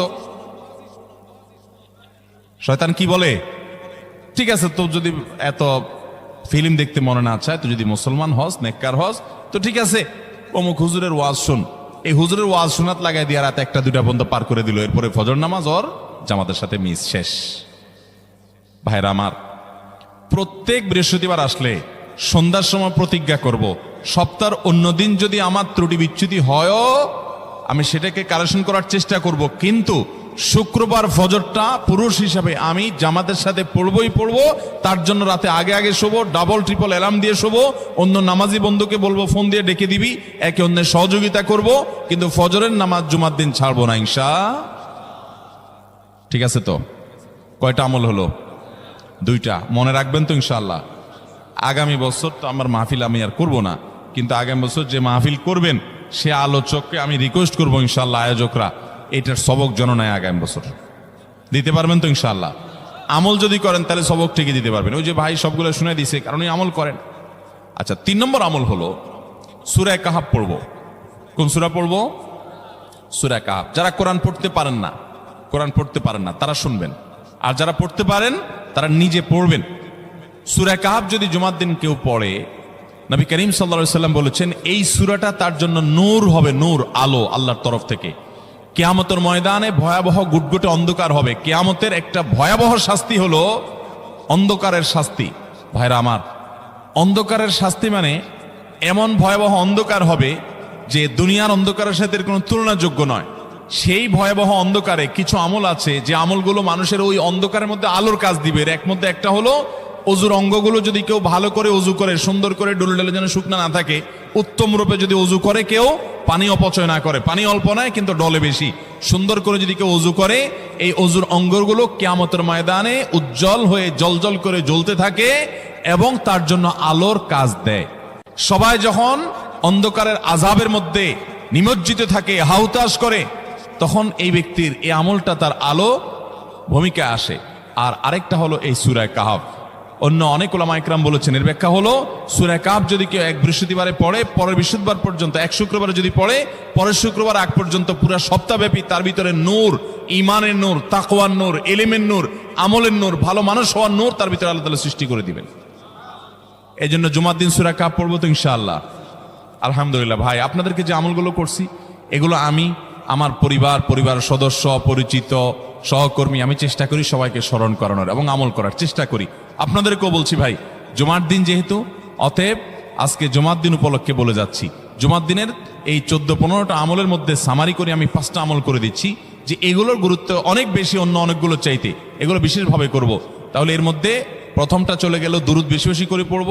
দ্বিতীয়টা হলো জুমার দিনের ফজর নামাজ কোন অবস্থাতে জামাতের সাথে পড়া মিস করব না, কারণ নবী সাল্লাল্লাহু আলাইহি সাল্লাম বলেছেন সকল নামাজের মধ্যে সবচেয়ে সেরা, উত্তম, শ্রেষ্ঠ নামাজ, অর্থাৎ ওয়াক্তিয়া নামাজের মধ্যে সবচেয়ে শ্রেষ্ঠ নামাজ হলো জুমার দিনের ফজরের নামাজ জামাতের সাথে পড়া। তাহলে মহিলারা কি করবে? মহিলারা পুরুষদেরকে উঠায় উঠায় মসজিদে পাঠিয়ে দিবে এবং সহযোগিতা করবে, তাহলে তার মাধ্যমে তারাও একই সওয়াব পেয়ে যাবে। আর 3 নম্বর আমলে বলেছিলাম সূরা কাহাফ, এটা নারী পুরুষ সবাই করবে বেশি বেশি করে, ঠিক আছে তো ইনশাআল্লাহ? আমরা অনেক ভাই আছি সপ্তাহের 6 দিন আমাদের কোরআন পড়ার সুযোগ হয় না, তো অন্তত জুমার দিন সূরা কাহাফটা যদি আপনি বাধ্যতামূলক করেন, আলহামদুলিল্লাহ, এটা অনেক বড় সূরা, পড়তে আপনার 20-25 মিনিট 30 মিনিট সময় পর্যন্ত লেগে যাবে। আপনি আধা ঘন্টা সময় ধরে যদি আস্তে আস্তে সুন্দর করে পড়েন, তো সপ্তাহে একবার অন্তত কোরআনের সাথে আপনি সময় দিলেন। আরেকটা সুসংবাদ শুনেন, সূরা কাহাফ যদি কেউ মুখস্থ করে, তেলাওয়াত করে নিয়মিত, বিশেষ করে সূরা কাহাফের প্রথম 10টা আয়াত যদি কেউ মুখস্থ করে, নবী করিম সাল্লাল্লাহু আলাইহি সাল্লাম বলেছেন কিয়ামতের আগে দাজ্জালের যে ফিতনা আসবে, যেই ফিতনায় বহু মানুষ দাজ্জালকে আল্লাহ মনে করে বেঈমান হয়ে জাহান্নামে যাবে, এই ফিতনা থেকে পৃথিবীতে এমন কোন নবী ছিল না, এমন কোন রাসূল আসেন নাই। এই মানব ইতিহাসের প্রথম মানুষ আদম আলাইহিস সালাম থেকে নিয়ে আমাদের মুহাম্মদ সাল্লাল্লাহু আলাইহি সাল্লাম পর্যন্ত এই লক্ষ লক্ষ যত নবী রাসূল এসেছে, সমস্ত নবী রাসূলরা একটা ব্যাপারে সাবধান করে গেছেন, দাজ্জাল আসবে, যে দাজ্জালের হাতে পাওয়ার থাকবে এত বেশি, অলৌকিকত্ব থাকবে এত বেশি, সে মরা মানুষকে জিন্দা করে ফেলবে, জিন্দা মানুষকে বলবে সে মরে যাবে, তার হাতেই সব কন্ট্রোলিং পাওয়ার থাকবে, দুনিয়ার সমস্ত রিজিক তার হাতে কক্ষিগত থাকবে, এমন পাওয়ার থাকবে তাকে দেখে মানুষ বলবে হ্যাঁ এই তো আল্লাহ, এই তো সবকিছু পারে, বেঈমান হয়ে যাবে। এই দাজ্জালের ফিতনায় তোমরা পড়বা না, বেঁচে থাকবা। বুদ্ধি দিয়া বিবেক দিয়ে মানুষ বাঁচতে পারবে না। দাজ্জালের ফিতনা থেকে বাঁচার জন্য সকল নবী রাসূলরা এর জন্য সাবধান করেছেন। আমাদের নবী সাল্লাল্লাহু আলাইহি সাল্লাম নামাজের শেষ বৈঠকে দোয়া মাসুরের জায়গায় একটা দোয়া পড়তেন, আল্লাহুম্মা ইন্নী আউযু বিকা মিন আযাবিন নার ওয়া আযাবিল কবর ওয়া আউযু বিকা মিন ফিতনাতিল মাহইয়া ওয়াল মামাত ওয়া আউযু বিকা মিন শাররি ফিতনাতিল মাসীহিদ দাজ্জাল। আল্লাহ আপনার কাছে দাজ্জালের ফিতনা থেকে পানা চাই। 1450 বছর হয়ে গেছে, এখনো দাজ্জালের আবির্ভাব হয় নাই, হবে কিয়ামতের আগে, কখন হবে আল্লাহ ভালো জানেন। কিন্তু নবী সাল্লাল্লাহু আলাইহি সাল্লাম বলেছেন সূরা কাহাফের প্রথম 10 আয়াত যদি কেউ মুখস্থ করে, তো এই ব্যক্তিকে আল্লাহ রাব্বুল আলামিন এবং যদি তেলাওয়াত করে, এই ব্যক্তিকে আমলের মাধ্যমে দাজ্জালের ফিতনা থেকে আল্লাহ বাঁচিয়ে রাখবেন। দাজ্জাল তো অনেক পরের কথা, কোথাকার কোন আল্লাহর প্রতি অবিশ্বাসী মুশরিক বা কাফের খেলোয়াড় একটু পায়ের ভিলকি দেখায়, লক্ষ লক্ষ কোটি কোটি মানুষ হুমড়ি খেয়ে তার ভক্ত হয়ে ইমানি চেতনা, আমলি চেতনা, তাকওয়া, তাহারাত সব খুঁয়ে বসে থাকে। আর সেখানে দাজ্জালের মতো এরকম মিরাকল, সব মিরাকল তার হাতে থাকবে। এরকম পরিস্থিতি যখন আসবে তখন মানুষ কি করবে? এখন এই যে তথ্য প্রযুক্তির উন্নতির এই সময়ে কত মুসলমানের সন্তান বেঈমান হয়ে যাচ্ছে, বিজ্ঞানরাই তারা আল্লাহ বানায় বসে থাকতেছে, আছে না নাই? ধারণামূলক বিষয়কে তারা চূড়ান্ত বিষয় বানিয়ে বসে আছে, বেঈমান হয়ে যাচ্ছে। এবং টাকার যে কারিশমা, টাকা দিলে সব হয়ে যায়, টাকা নাই তো কিছুই হয় না। এই জন্য বেঈমান হয়ে অনেকে বলে যে টাকাই নাকি দ্বিতীয় খোদা, নাউজুবিল্লাহ। ভাইরা আমার, দুনিয়ার এই ভেলকি কি দেখছি আমরা? কিয়ামতের আগে ভেলকি আরো অনেক দেখবে আমাদের পরবর্তী প্রজন্ম, আমাদের ছেলে মেয়েরা, নাতিপুতিরা আরো অনেক ভেলকি দেখবে। এমন ভেলকি দেখবে যে তাদের আল্লাহর প্রতি ঈমান আনা, আখিরাতের প্রতি বিশ্বাস করাটা কঠিন থেকে কঠিন হয়ে যাবে। এরকম পরিস্থিতি তৈরি হবে দুনিয়াতে। তথ্য প্রযুক্তির উন্নতির নাম দিয়ে, এটার নাম দিয়ে, সেটার নাম দিয়ে মানুষের জীবনযাত্রা সহজ হবে, কিন্তু এর মাধ্যমে মানুষের ঈমান দুর্বল হওয়ার অনেক সম্ভাবনা, শঙ্কা তৈরি হবে এবং শয়তান সেগুলো সৃষ্টি করবে। এই আশঙ্কা থেকে বাঁচার জন্য সূরা কাহাফটা হলো মহৌষধের মতো। অতএব জুমার দিন প্রত্যেক শুক্রবারে সূরা কাহাফ পড়বো তো ইনশাআল্লাহ। মায়েরা, বোনেরা, আমরা ভাইয়েরা যারা আছি, বাবারা যারা আছি, আল্লাহর ওয়াস্তে জীবনের তরে নিয়ত করে নেন আজকের মাহফিল থেকে, জীবনে কখনো বৃহস্পতিবার সন্ধ্যা থেকে শুক্রবার সন্ধ্যার আগ পর্যন্ত আমার হাজার ব্যস্ততা থাকুক, সূরা কাহাফটা পড়া ছাড়া আমি কোনো কাজ করব না ইনশাআল্লাহ।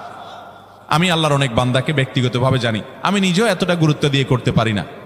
অনেক বড় সরকারি কর্মকর্তা, অনেক বড় পদের নাম আমি বলবো না, আমাকে বলে ভাই আমি মাগরিবের পর, ব্যক্তিগতভাবে আমি জানি উনি খুব সৎ মানুষ, সব মানুষ একরকম হয় না, সৎ মানুষ। উনি বললেন ভাই মাগরিবের পরে আমার ফ্যামিলির সব বাচ্চা কাচ্চা সবাইকে আমি বলি, আমি ব্যস্ত থাকলেও বলি যে মাগরিবের পরে আগে সবাই সূরা কাহাফটা পড়ে ফেলো, এরপর অন্য সব আমল।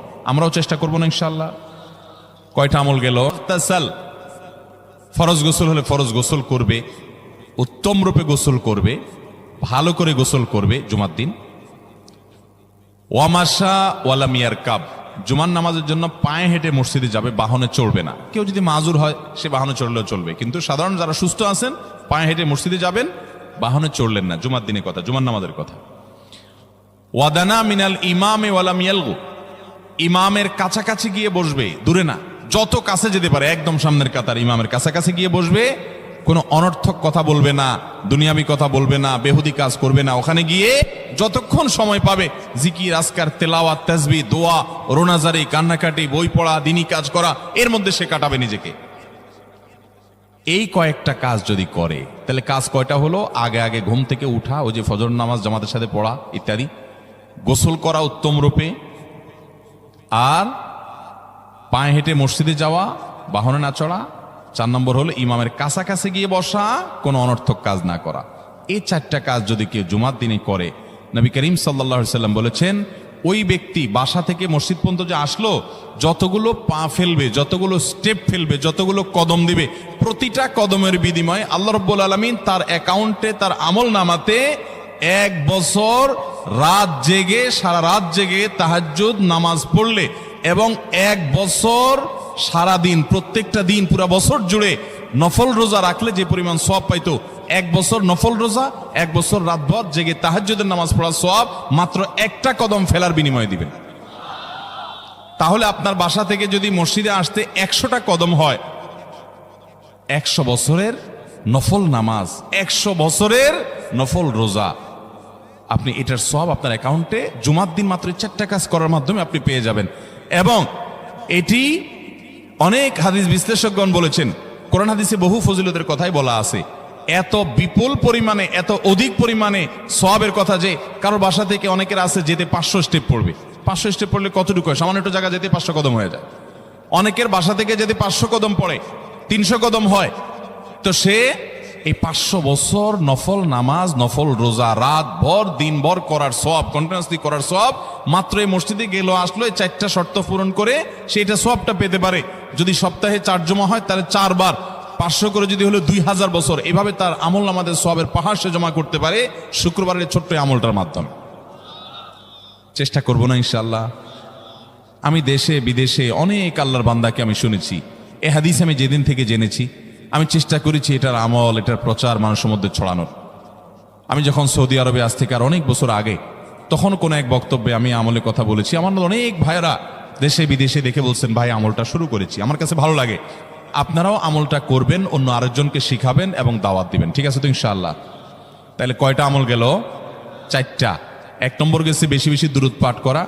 2 নম্বর হলো জুমার দিনে ফজর নামাজ জামাতের সাথে পুরুষরা পড়া। 3 নম্বর হলো সূরা কাহাফ পড়া, তেলাওয়াত করা। আর 4 নম্বর হলো এই 4 শর্ত পূরণ করে মসজিদে আগে আগে গিয়ে সুন্দর করে খুতবা শুনে চলে আসা, কোনো কথাবার্তা খুতবা চলাকালীন সময় কোনো কথাবার্তা অনর্থক কাজ না করা। 5 নম্বর এবং সর্বশেষ আমল হলো জুমার দিনে একটা সময় আছে দোয়া কবুল হয়। দোয়া কবুলের যে সময়গুলো আছে এর ভিতরে অত্যন্ত ইম্পর্টেন্ট একটা সময় হলো জুমার দিন। শুক্রবারের একটা সময় সম্পর্কে নবী সাল্লাল্লাহু আলাইহি ওয়াসাল্লাম বলেছেন যে একটা সময় আছে শুক্রবারের, এই সময়ে বান্দা কোনো দোয়া করলে আল্লাহ তাআলা ফিরিয়ে দেন না, কবুল করেন। কিন্তু সময়টা যে ঠিক কখন এটা হাদিসে নবী সাল্লাল্লাহু আলাইহি ওয়াসাল্লাম বলেন নাই, যাতে করে হয়তো আমরা সারা দিনেরই কম বেশি দোয়ার চেষ্টা করি।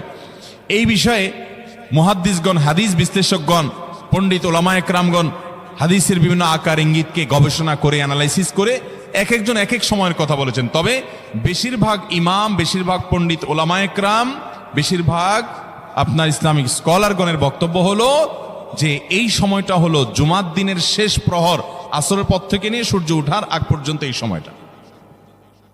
অতএব আমরা জুমার দিনের 5 নম্বর আমল হলো বেশি বেশি করে সারাদিনই কম বেশি দোয়া করব। দোয়ার জন্য সবসময় হাত তোলাও জরুরি না, যদিও সাধারণ অবস্থায় দোয়ার জন্য হাত তোলা আদব, কিন্তু আপনি চলতে ফিরতে, উঠতে বসতে, কাজের ফাঁকে আপনি আল্লাহর কাছে মনে মনে দোয়া নিবেদন করবেন। অনেক চাওয়া আমাদের কাছে, আমাদের আল্লাহর কাছে আছে। ভাইরা আমার, নবী রাসূলুল্লাহ সাল্লাল্লাহু আলাইহি ওয়াসাল্লাম বলেছেন কারোর পায়ের জুতার ফিতাটা ছিঁড়ে গেছে হাঁটার সময়, এটার এমন কি লাগালে ঠিক হয়ে যাবে, কিন্তু একজন ইমানদার ওইটার জন্য সে আল্লাহর কাছে সাহায্য চাইবে। আল্লাহ, এটাও একটা বিপদ, একটা ছোট বিপদ থেকে অনেক কিছু ঘটে যায়, আপনি আমাকে উদ্ধার করেন। সে সবসময় আল্লাহর দিকে মনোনিবেশ করবে।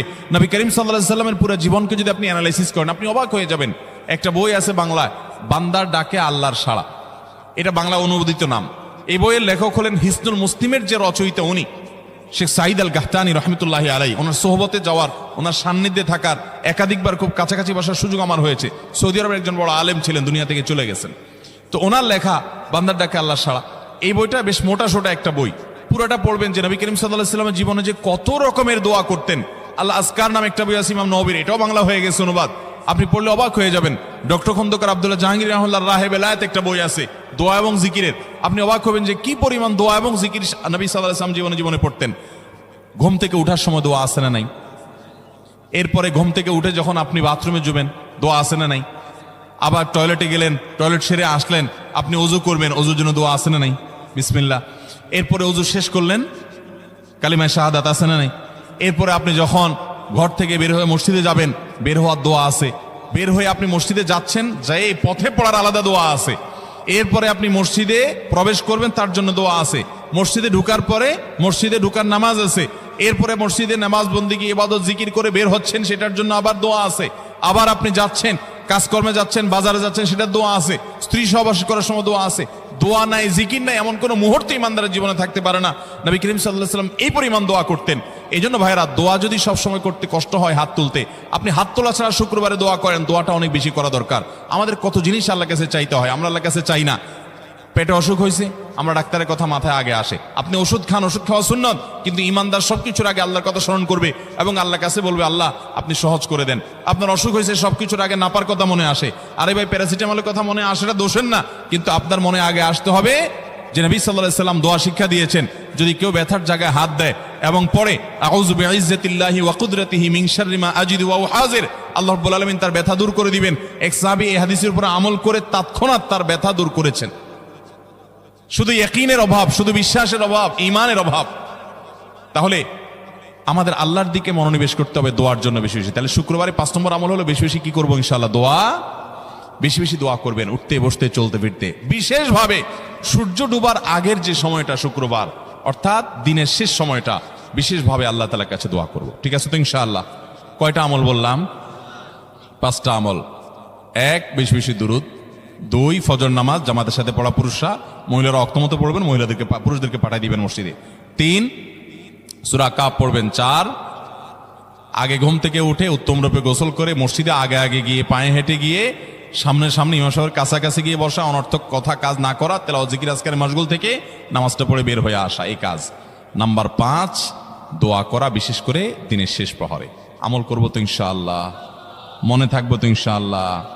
আমরা প্রয়োজনে বাসায় গিয়ে একটা কাগজে নোট করে ফেলবো, লিখে ফেলবো, লিখে এরপরে ওয়ালে টাঙ্গায় দিবেন বাসায় যে জুমার দিন এই 5 কাজ আমি ছাড়বো না। আপনি যদি মনেও না থাকে, আপনার যদি ভুলেও যান, আপনি এই কাগজ আপনাকে মনে করাবে ইনশাআল্লাহ। বাসায় ফ্যামিলি লোকদের সাথে শেয়ার করবেন, জুমার দিন হুজুর বলেছেন, আমি একটু আমার মন থেকে বলিনি, এগুলো সব কোরআন হাদিসের কথা বলেছি আপনাদেরকে। কোরআন হাদিসের আলোকে 5টা আমলের কথা বলেছেন, বিশেষভাবে জুমার দিন আমি 5টা আমল করবই করব। ভাইরা আমার, প্রত্যেক জুমার দিন যদি আপনি একটু ইমানের রিচার্জ করেন, ইনশাআল্লাহ সারা সপ্তাহ আপনার জন্য সেটা উপকারে আসবে। চেষ্টা করবো তো ইনশাআল্লাহ। এবং দোকানে অফিসে টাঙ্গায় রাখবেন।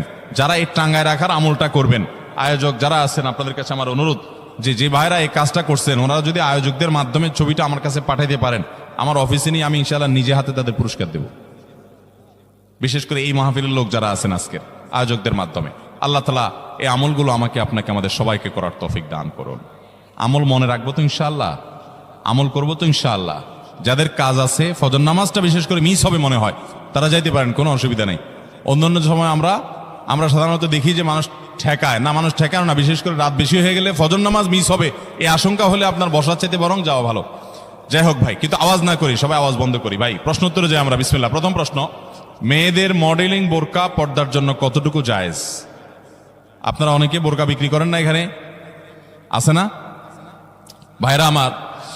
যেই সমস্ত বোরকার মধ্যে কারুকার্য আছে অনেক বেশি, বোরকার মধ্যে আবার মডেলিং হয়, অবাক করা বিষয়। কিয়ামতের আগে যে আসলে আরো কত কিছু হবে।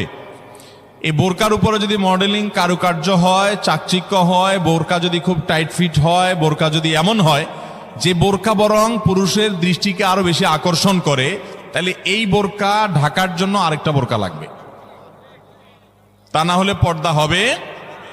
পর্দার উদ্দেশ্য হলো নিজের সৌন্দর্যকে অনাবৃত করা, নিজের সৌন্দর্যকে ঢেকে রাখা, এটাই হলো পর্দার কি উদ্দেশ্য। সেখানে যদি পর্দার উদ্দেশ্যটাই নষ্ট হয়ে যায়, তাহলে এই বোরকা পরলে পর্দা করার যে নির্দেশ সেটা পালন হবে। ভাইরা আমার, এই জন্য টেডি মার্কা বোরকা, আপনার এই মডেলিং মার্কা বোরকা, স্টাইলিশ বোরকা, এগুলা পর্দা হবে না এগুলা দ্বারা। হ্যাঁ, কোনো নারী তিনি খোলামেলা চলাফেরা করেন, তিনি দিনের পথে মাত্র আসছেন, মডেলিং দিয়ে শুরু করছেন, আস্তে আস্তে ইনশাল্লাহ পিওর বোরকা যাবেন। হ্যাঁ, সেই হিসাবে তার জন্য আমি বলতে পারি এটা ওজোর, ঠিক আছে, উনি চেষ্টা করেছেন, শুরুটা অন্তত করেছেন। কিন্তু ভাইরা, পরিপূর্ণ পর্দা করতে চাইলে এই মডেলিং বা স্টাইল মার্কা বোরকা হবে। আচ্ছা বলেন তো, আপনার আমার মা বোন বা স্ত্রীকে যদি আমরা বাহিরে নিয়ে যাই, তাদের সাথে আমরা বাহিরে যাই, তারা যদি খোলামেলা পোশাক পরে যায় বা এমন পোশাক পরে যায় যেটা সব পুরুষের দৃষ্টিকে আকৃষ্ট করে, তাহলে অন্য সব পুরুষরা তার দিকে তাকাইলে আপনার কাছে ভালো লাগে না খারাপ লাগে? কেমনে খারাপ লাগে? অনেক পুরুষটা আছে বউয়ের ছবি ফেসবুকে দিয়ে বলে, আপনাদের ভাবি কেমন হলো বললেন। অনেক পুরুষ এ কাম করে না? ফেসবুকে আবার কমেন্টে নিচে দিয়া দোস্তরা লেখে, দোস্ত ভাবি অনেক সুন্দর, মাশাআল্লাহ, আবার মাশাআল্লাহ লেখে। এরপরে আবার দোস্ত আবার রিপ্লাইতে দেয় কি, ধন্যবাদ দোস্ত। মানে আমার বউরে তুই সুন্দর বলছস, তার মানে তুই দেখছস, মনে মনে জল্পনা কল্পনা করছস, করে আবার লিখছস, এই জন্য তোর ধন্যবাদ। ভাইরা আমার, মানুষের বিবেক যখন লোপ পেয়ে যায়, তখন সে হিতাহিত জ্ঞান হারিয়ে ফেলে। আমাদের মা, আমাদের বোন, আমাদের মেয়ে, আমাদের স্ত্রী, তাদেরকে নিয়ে আমরা যখন খোলামেলা পোশাকে যাব, কোনো বিয়েতে আপনি যখন যাবেন, কোনো মার্কেটে যাবেন, একেবারে চাকচিক্যপূর্ণ পোশাক, একদম খোলামেলা অশ্লীল, তো জগতে বা রাস্তায় যত পুরুষরা তাদেরকে দেখবে, এই সৌন্দর্য দেখার পর পুরুষদের মনে মনে তাকে নিয়ে বাজে চিন্তা, জল্পনা কল্পনা, মনে মনে জেনা, এটা হবে কি হবে না? না, হবে না। সবাই কি বাজে চিন্তা করে আপনার মতো? পবিত্র চিন্তা করতে পারে না? কি বলেন ভাইরা আমার? যারা নিজেদের বউকে নিয়ে এটা নিয়ে সন্দেহে আছেন, আমি তাদেরকে বলতেছি, আমাকে উত্তর দেওয়া লাগবে না, আপনার নিজেকে প্রশ্ন করেন, নিজের বিবেককে প্রশ্ন করেন। আপনি এরকম মহিলা রাস্তাঘাটে দেখলে আপনার কি হাল হয়? আপনি যা যা চিন্তা করেন, আপনার বউ, আপনার মা বোনকে নিয়ে এভাবে আপনি বের হলে অন্যরাও সে চিন্তাই করে। আল্লাহ আমাদের বিবেকটাকে খোলার তৌফিক দান করুন। আমি মিডল ইস্টে, বিশেষ করে সৌদি আরবে অনেক মানুষ দেখছি, দিনদারির নামগন্ধ নেয়, টাকুর নিচে সে জুব্বা পরে, হারাম কাজ করে, বিড়ি খায়, সিগারেট খায়, 2 নম্বরই করে, মানে মুসলমান হিসেবে কোনো ভালো মুসলমান না। কিন্তু গল্লির ঠাওয়ার ঠিক আছে, জায়গা মতো সে একেবারে সুসের মতো সোজা, বউয়ের ব্যাপারে পরিপূর্ণ পর্দা মেনটেন করে। কোনো রাষ্ট্রীয় নির্দেশের কারণে না, বেশিরভাগ পুরুষরা এটা করে এই জন্য, কারণ সে জানে তো সে নিজে অন্যের মেয়েকে খোলামেলা দেখলে কি জল্পনা কল্পনা তার মনে আসে সে জানে, অতএব তার স্ত্রীকে নিয়ে গেলে অন্যরা কি জল্পনা করবে সে জানে, এই জন্য তার আত্মসম্মান বোধের জায়গা থেকে সেটা করে। মুসলমান নারী তার ভিতরে আত্মসম্মান বোধ থাকবে যে আমাকে নিয়ে মানুষ বাজে চিন্তা করবে, জল্পনা কল্পনা করবে, নোংরা চিন্তা করবে, এটা কোনো নারী করতে দিতে পারে। একজন খোলামেলা বেপর্দা নারীকে দেখে যত মানুষ মনে মনে তাকে জেনা করে, সে মনের কথাগুলো যদি মানুষ বলতো, এই নারী জুতা দিয়ে পিটতে পিটতে রাস্তা যাইত। কিন্তু সে মনে মনে মানুষের এই জেনার কাজ সে করে যাচ্ছে। আল্লাহ আমাদেরকে পর্দার গুরুত্ব বোঝার তৌফিক দান করুন। এটা নারীর জন্য অসম্মান না, এটা নারীর জন্য বরং সম্মানের, এটা নারীর ইজ্জত রক্ষার জন্য সবচেয়ে বড় মাধ্যম। আমাদের সেকুলার, অতি সেকুলার, উগ্র নাস্তিক বন্ধুরা বলে যে হুজুরদের মনটাই খারাপ, এই বেটারা বলে মহিলা দেখতে বলে তাদের বলে অবস্থা খারাপ হয়, এই বেটাদের চরিত্রই খারাপ। অর্থাৎ আমাদের এই ভাইরা যারা এই সমালোচনা করতেছেন, আমাদের এই ভাইগুলোর দ্বারা মনে হচ্ছে যে ওনাদের মনের ভিতরে কোনো এই সমস্ত বাজে চিন্তা আসে না, ওনাদের মনটা একদম ফেরেশতার মতো পবিত্র। এরকম যাদের কোনো চিন্তা জল্পনা কল্পনা আসে না, এরা হয় মিথ্যুক আর না হলে রুগী। হয় এগুলারে ডাক্তার দেখাইতে হবে, পুরুষত্বের ঘাটতি আছে, আর নাহলে মিথ্যুক। আল্লাহ তাআলা সৃষ্টি করেছেন এভাবে, তোমার কোনো মনে চিন্তাই বাজে আসে না, তোমার মতো এই অসুস্থ মানুষ, তোমার তো হাসপাতালে ভর্তি হওয়া উচিত। আল্লাহ রাব্বুল আলামিন আমাদেরকে পর্দার গুরুত্ব বোঝার তৌফিক দান করুন। অনেক পুরুষ আছে নিজের বউয়ের জন্য চাকচিক্যপূর্ণ বোরকা পরে নিয়ে যান। না ভাই, আপনার বউর যত সাজগোজ সব বাসা বাড়িতে হবে একান্তে। আপনি বাইরে রাস্তাঘাটে কেন বিলে বেড়াচ্ছেন? মহর দিয়ে বিয়ে করছেন আপনি, আর রাস্তাঘাটে মানুষকে দেখা বেড়াচ্ছেন। আত্মসম্মান বোধ থাকা উচিত। আল্লাহ আমাদেরকে পর্দার গুরুত্ব বোঝার তৌফিক দান করুন। তাহলে স্টাইলি বোরকা এগুলো পড়লে কিন্তু কাজ হবে না, বোরকার কাজ হবে না। আমি এখান থেকে গ্রামে যাব এবং ওই দিনই আবার চলে আসব, এক্ষেত্রে আমার নামাজ কি কসর করতে হবে? দেখুন, গ্রামে আমরা প্রত্যেকে যার যার বাড়িতে যখন যাব, সেটা আমাদের মূল ঠিকানা, আসল ঠিকানা হলে সেখানে আমি 1 ঘন্টার জন্য যদি যাই, নামাজ আমাকে পুরা পড়তে হবে। নিজের স্থায়ী ঠিকানাতে কখনো কসর হয়? পথে কসর হবে। বাড়িতে যখন চলে গেছেন, আপনার বাড়ি কুমিল্লাতে, আপনার বাড়ি চট্টগ্রামে, আপনার বাড়ি বগুড়াতে বা খুলনাতে বা সিলেটে, আপনার বাড়ি যেখানেই হোক না কেন, যখন সফরের দূরত্ব হবে, নিজের স্থায়ী ঠিকানায় 1 ঘন্টার জন্য যদি যান, সেখানে পুরো নামাজ পড়তে হবে, কসর চলবে। কিন্তু কিছু লোক আছে, গ্রামে বাড়ি আছে ঠিক আছে, কিন্তু তাদের গ্রামের বাড়ি এখন আর স্থায়ী ঠিকানা না। ধরুন আপনি ঢাকা শহরে বাড়ি কিনছেন বা ফ্ল্যাট কিনছেন, পাসপোর্টে, এনআইডিতে, সরকারি সব কাগজে পত্রে ঠিকানাতে আপনি স্থায়ী ঠিকানাও এটা, বর্তমান ঠিকানাও এটা। গ্রামের বাড়ি আছে কিন্তু ওটা আপনার স্থায়ীও না, বর্তমান ঠিকানাও না, জাস্ট বেড়াইতে যান, ভাই বেড়াদাররা আছে, অন্যরা আছে, তাহলে ওইটাতে আপনি গেস্ট, সেখানে আপনি কসর পড়বেন। এবং এটা আপনার স্থায়ী এবং বর্তমান ঠিকানা হলে, অনেকে আছে বাড়িতে জমি জমা আছে, শুধুমাত্র থাকার ঘর বাড়িও নাই এবং ভাগযোগ হয়ে গেছে, সে শুধু গেস্ট হিসেবে যায়, ভাইদের মেহমান হয়ে যায়, তাহলে সে কসর পড়বে। আর না হলে স্থায়ী ঠিকানায় গেলে 1 ঘন্টার জন্য সে কি করতে হবে? পুরো নামাজ পড়তে হবে, যদি স্থায়ী ঠিকানা হয় তার গ্রাম। এরপরে প্রশ্ন হলো, আমি অনেকবার তওবা করেছি, প্রত্যেকবারই ভঙ্গ হয়েছে, তাহলে কি আমি মুনাফিক হয়ে গেছি? না ভাই, তওবা হওয়ার পর তওবা ভেঙে যাওয়াটা অস্বাভাবিক নয়। আপনারা খুশি হবেন শুনে, আমাদের রব আল্লাহ রাব্বুল আলামিনের একটা গুণবাচক নাম হলো তাওয়াব। কি নাম ভাই? তাওয়াবের মানে জানেন? আল্লাহু আকবার। রিপিটেডলি, বারবার যিনি বান্দার তওবা কবুল করেন। এই জন্য ভাই, একবার গুনাহ হয়ে গেছে, আল্লাহর কাছে তওবা করেছেন, চেষ্টা করছেন যে আর যেন না হয়, কিন্তু আবার শয়তান কাত করে ফেলে দিয়েছে, আবারও তওবা করে ফেলবেন এবং দুর্বল হবেন না। এখানে ইবলিস আপনাকে বলবে, তুই এতবার একই কাজ করে তওবা করছস আল্লাহর কাছে, আবার কোন মুখে তওবা করবি? থাক, বাদ দে। আপনার তওবা থেকে দূরে সরাবে। এটা হলো শয়তানের সবচেয়ে বড় অস্ত্র। কখনো নিরাশ হওয়া যাবে না। তওবা আগের বারের চাইতে পরের বারটা আরো স্ট্রং করবেন, যে ঠিক আছে আগের বারটা তওবা আমি দুর্বল ছিল, এটাকে আরো স্ট্রং করব, চেষ্টা করবো না ইনশাআল্লাহ। তাহলে তওবা বারবার করতে হবে, বারবার করতে হবে। ভেঙে গেলে আরো শক্ত, হার্ডলি তওবা করতে হবে, নিজের প্রতি নিজে শাসন চালাতে হবে। এভাবে ইনশাআল্লাহ সামনে আগাইতে হবে। ভারতবর্ষে একজন কবি বলেছেন, আরে ইয়ে কুস্তি তো হয় অমর ভর কি, কবি ও দাবালে কবি তু দাবালে। ইবলিসের সাথে তোমার এই লড়াই তো সারা জীবনের। কখনো ইবলিস তোমাকে কাত করে ফেলে দিবে, তোমার দ্বারা গুনাহ করায় ফেলবে, আবার কখনো চোখের পানি ফেলে কেঁদে কেটে আল্লাহর কাছে একান্তে। ভাইরা, কিছু নির্জন সময় কাটানো দরকার। আমাদের কোনো নির্জন সময় নাই। নির্জন সময় হলে ওই মোবাইলে আমরা ঢুকে পড়ি, মোবাইল টোবাইল বন্ধ করে ফেলে দিনে রাতে 24 ঘন্টার ভিতরে 5 ওয়াক্ত নামাজের পরে আগে যে কোনো সময় অন্তত 2-4-5টা মিনিট একটু চিন্তা ভাবনা করবেন, একটু নিজের হিসাব মিলাবেন, আল্লাহর সাথে কথা বলবেন। আজকে একটা গুনাহ হয়ে গেছে, আজকে একটা কাস্টমার মহিলা আসছে, তার সৌন্দর্য দেখে তাকে নিয়ে বাজে চিন্তা জল্পনা কল্পনা করেছি, নোংরামি করেছেন, গুনাহ কাজ করেছেন। কোনো কাস্টমার এসেছে, তার সাথে ফাঁকি ঝুঁকি দিয়েছেন, 2 নাম্বারই করেছেন, মিথ্যা কথা বলেছেন, কিনা দর এত আছে বলেছেন, আসলে এত আসে নাই। এই যে মিথ্যা বলেছেন কয়টা টাকার জন্য, এই টাকা দুনিয়াতে থেকে যাবে, মিথ্যাটা আপনার আমলনামা যুক্ত হয়ে আখিরাতে যাবে। এইসব কথা চিন্তা করে আল্লাহর কাছে চোখের পানি ফেলে একান্তে, আল্লাহ করে ফেলেছি আজকে শয়তানের পালায় পড়ে, আল্লাহ খেয়াল ছিল না, আপনি মাফ করে দেন। মালিক আপনি মাফ না করলে কিয়ামতের ময়দানের শাস্তি হবে ভয়াবহ, দুনিয়াতে আপনি ছেড়ে দেন, আল্লাহ মাফ করে দেন। মাফ চায়া দুনিয়া থেকে ওইটাকে নিষ্পত্তি করেন, একটু চোখের পানি ফেলেন, সেজদায় পড়ে যান, 2 রাকাত সালাতুত তওবা নামাজ পড়ে আল্লাহর কাছে মাফ চান, এরপরের দিন আরো স্ট্রং করেন। এভাবে আপনি লড়াই চালাতে থাকবেন।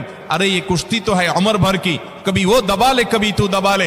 শয়তান গুনাহ কমা আপনার দ্বারা করায়া সে জিতে যাবে, আর আপনি তওবা করে চোখের পানি ফেলে গুনাহ মাফ করিয়ে তারপরে আপনি শয়তানের উপরে জিতে যাবেন। তওবা করতে থাকবো তো ইনশাআল্লাহ। তওবা করতে কখনো ক্লান্ত হবেন, তওবা অব্যাহত রাখবেন, অনবরত রাখবেন।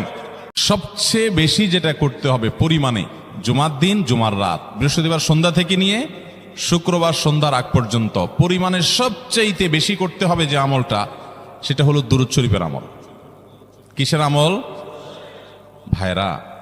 দুরূদ এমন একটা আমল, আপনি যদি শুধু দুরূদের এই আমলটাকে আঁকড়ে ধরেন, সবসময় আপনার মুখ দিয়ে দুরূদ বের হতে থাকে, পড়তে থাকেন,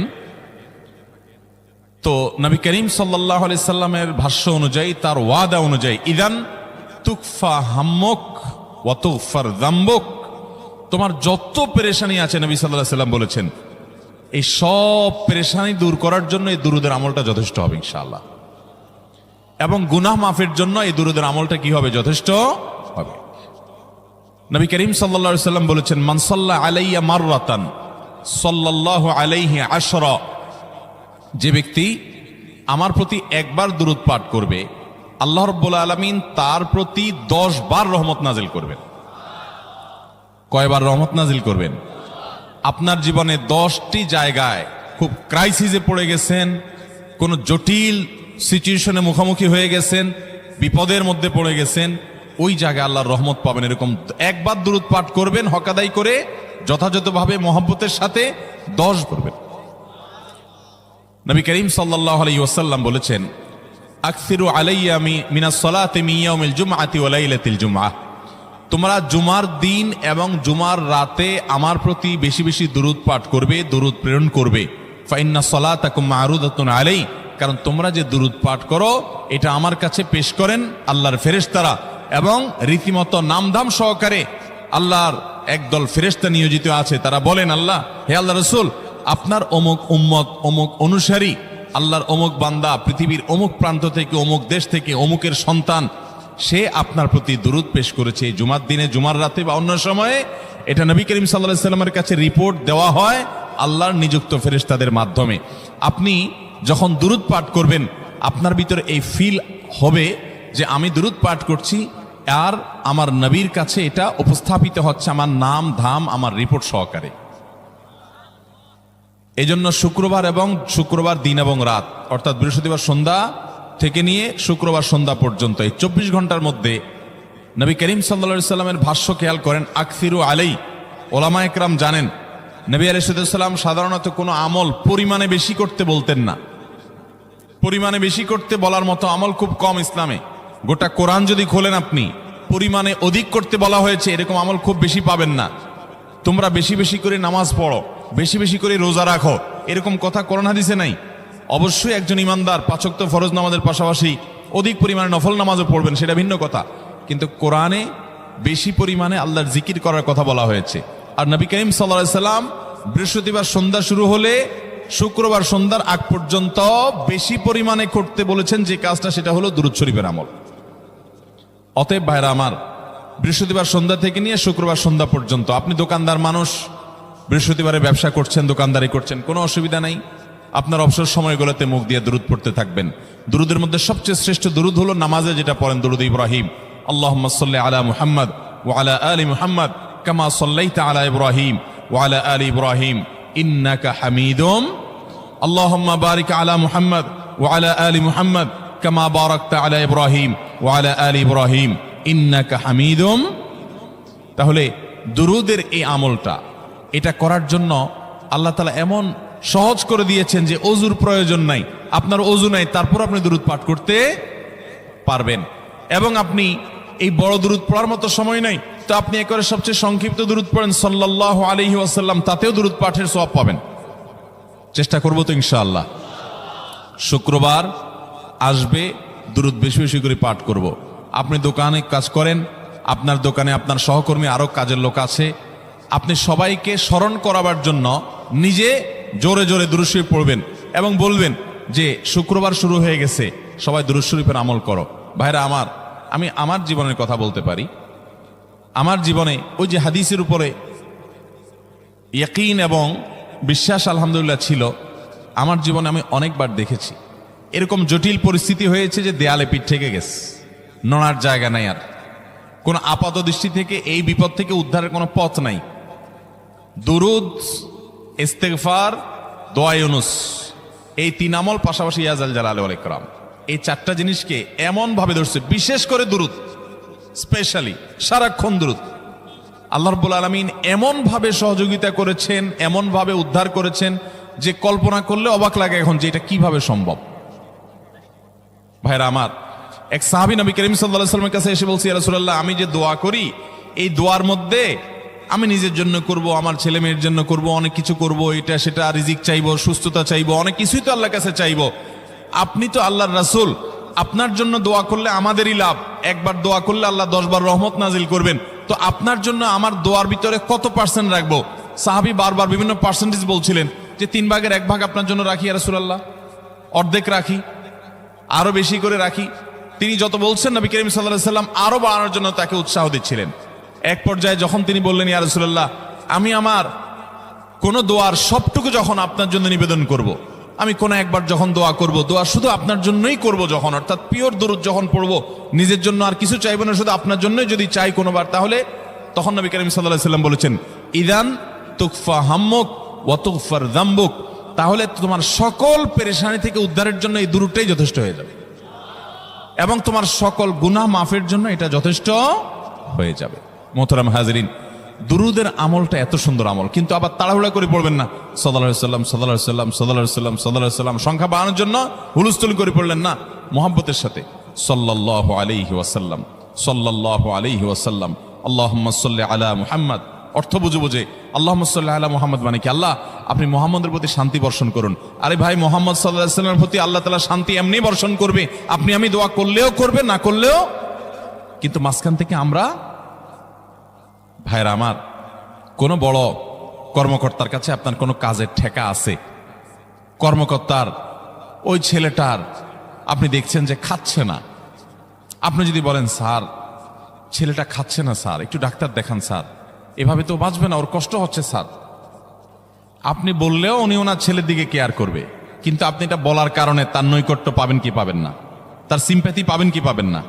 আরশে আজিমের মালিক তার হাবিবকে এত মহব্বত করেন, তিনি তার হাবিবের প্রতি এমনিতেই রহমত নাজিল করবেন, তাকে বিভিন্ন মর্যাদা আগে থেকেই দেওয়ার ঘোষণা দিয়ে রাখছেন, কিন্তু আপনি আমি দোয়া করলে আল্লাহ তাআলা তার মাধ্যমে আমাদের ভাগ্যকে সুপ্রসন্ন করে দিবেন।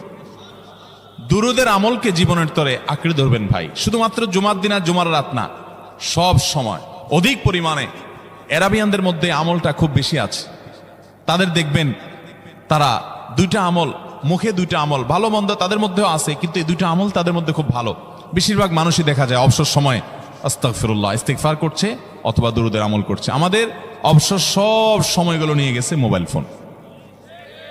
ভাইরা আমার, 4 বছর 5 বছর 6 বছর 7 বছর 10 বছর ধরে মোবাইল টিপতেছেন, ফেসবুক টিপতেছেন, ইউটিউব টিপতেছেন।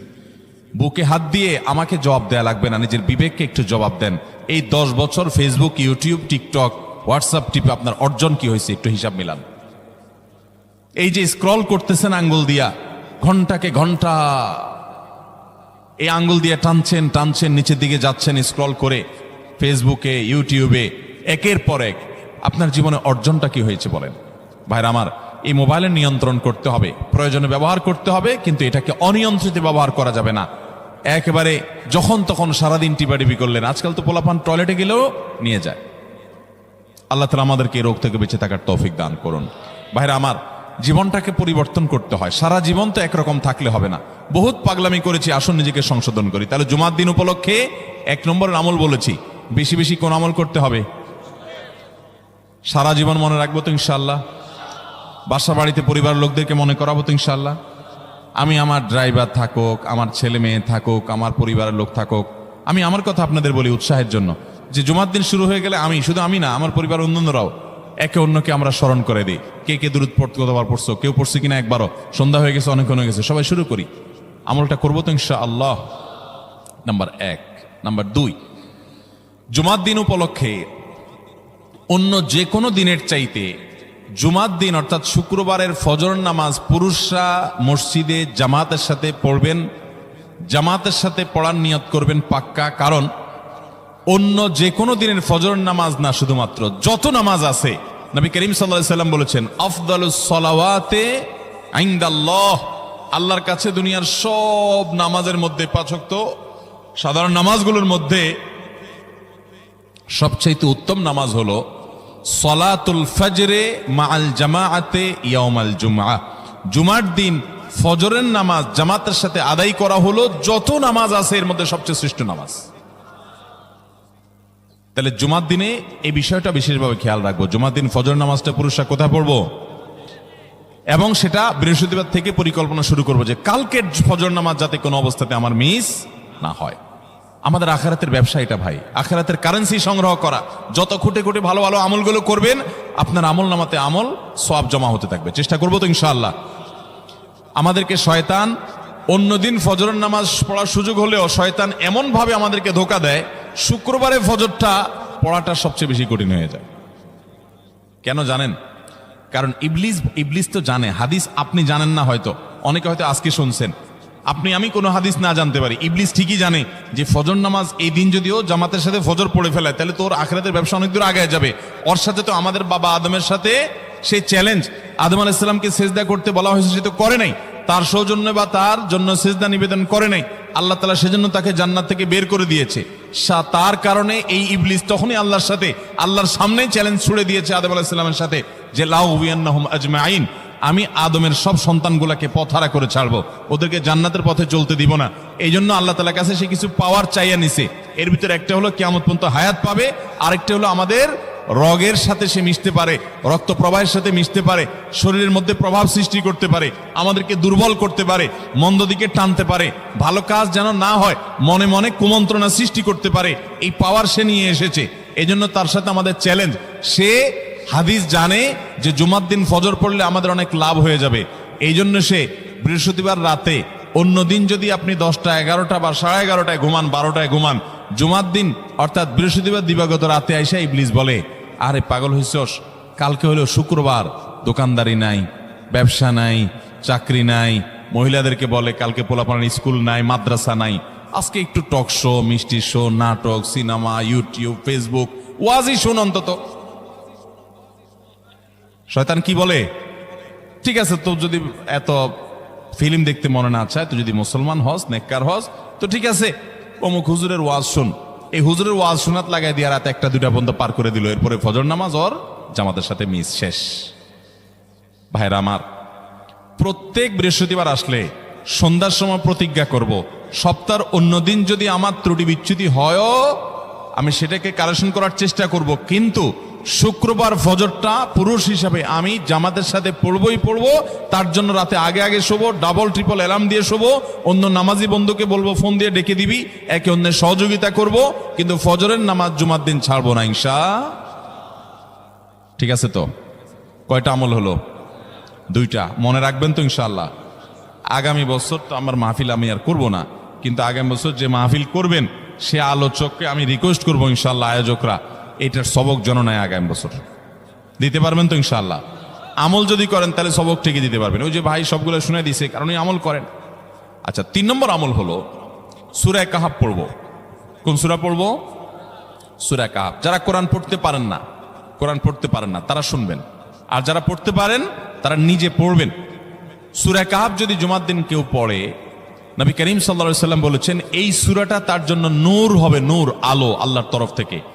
কিয়ামতের ময়দানে ভয়াবহ গুটগুটে অন্ধকার হবে। কিয়ামতের একটা ভয়াবহ শাস্তি হলো অন্ধকারের শাস্তি।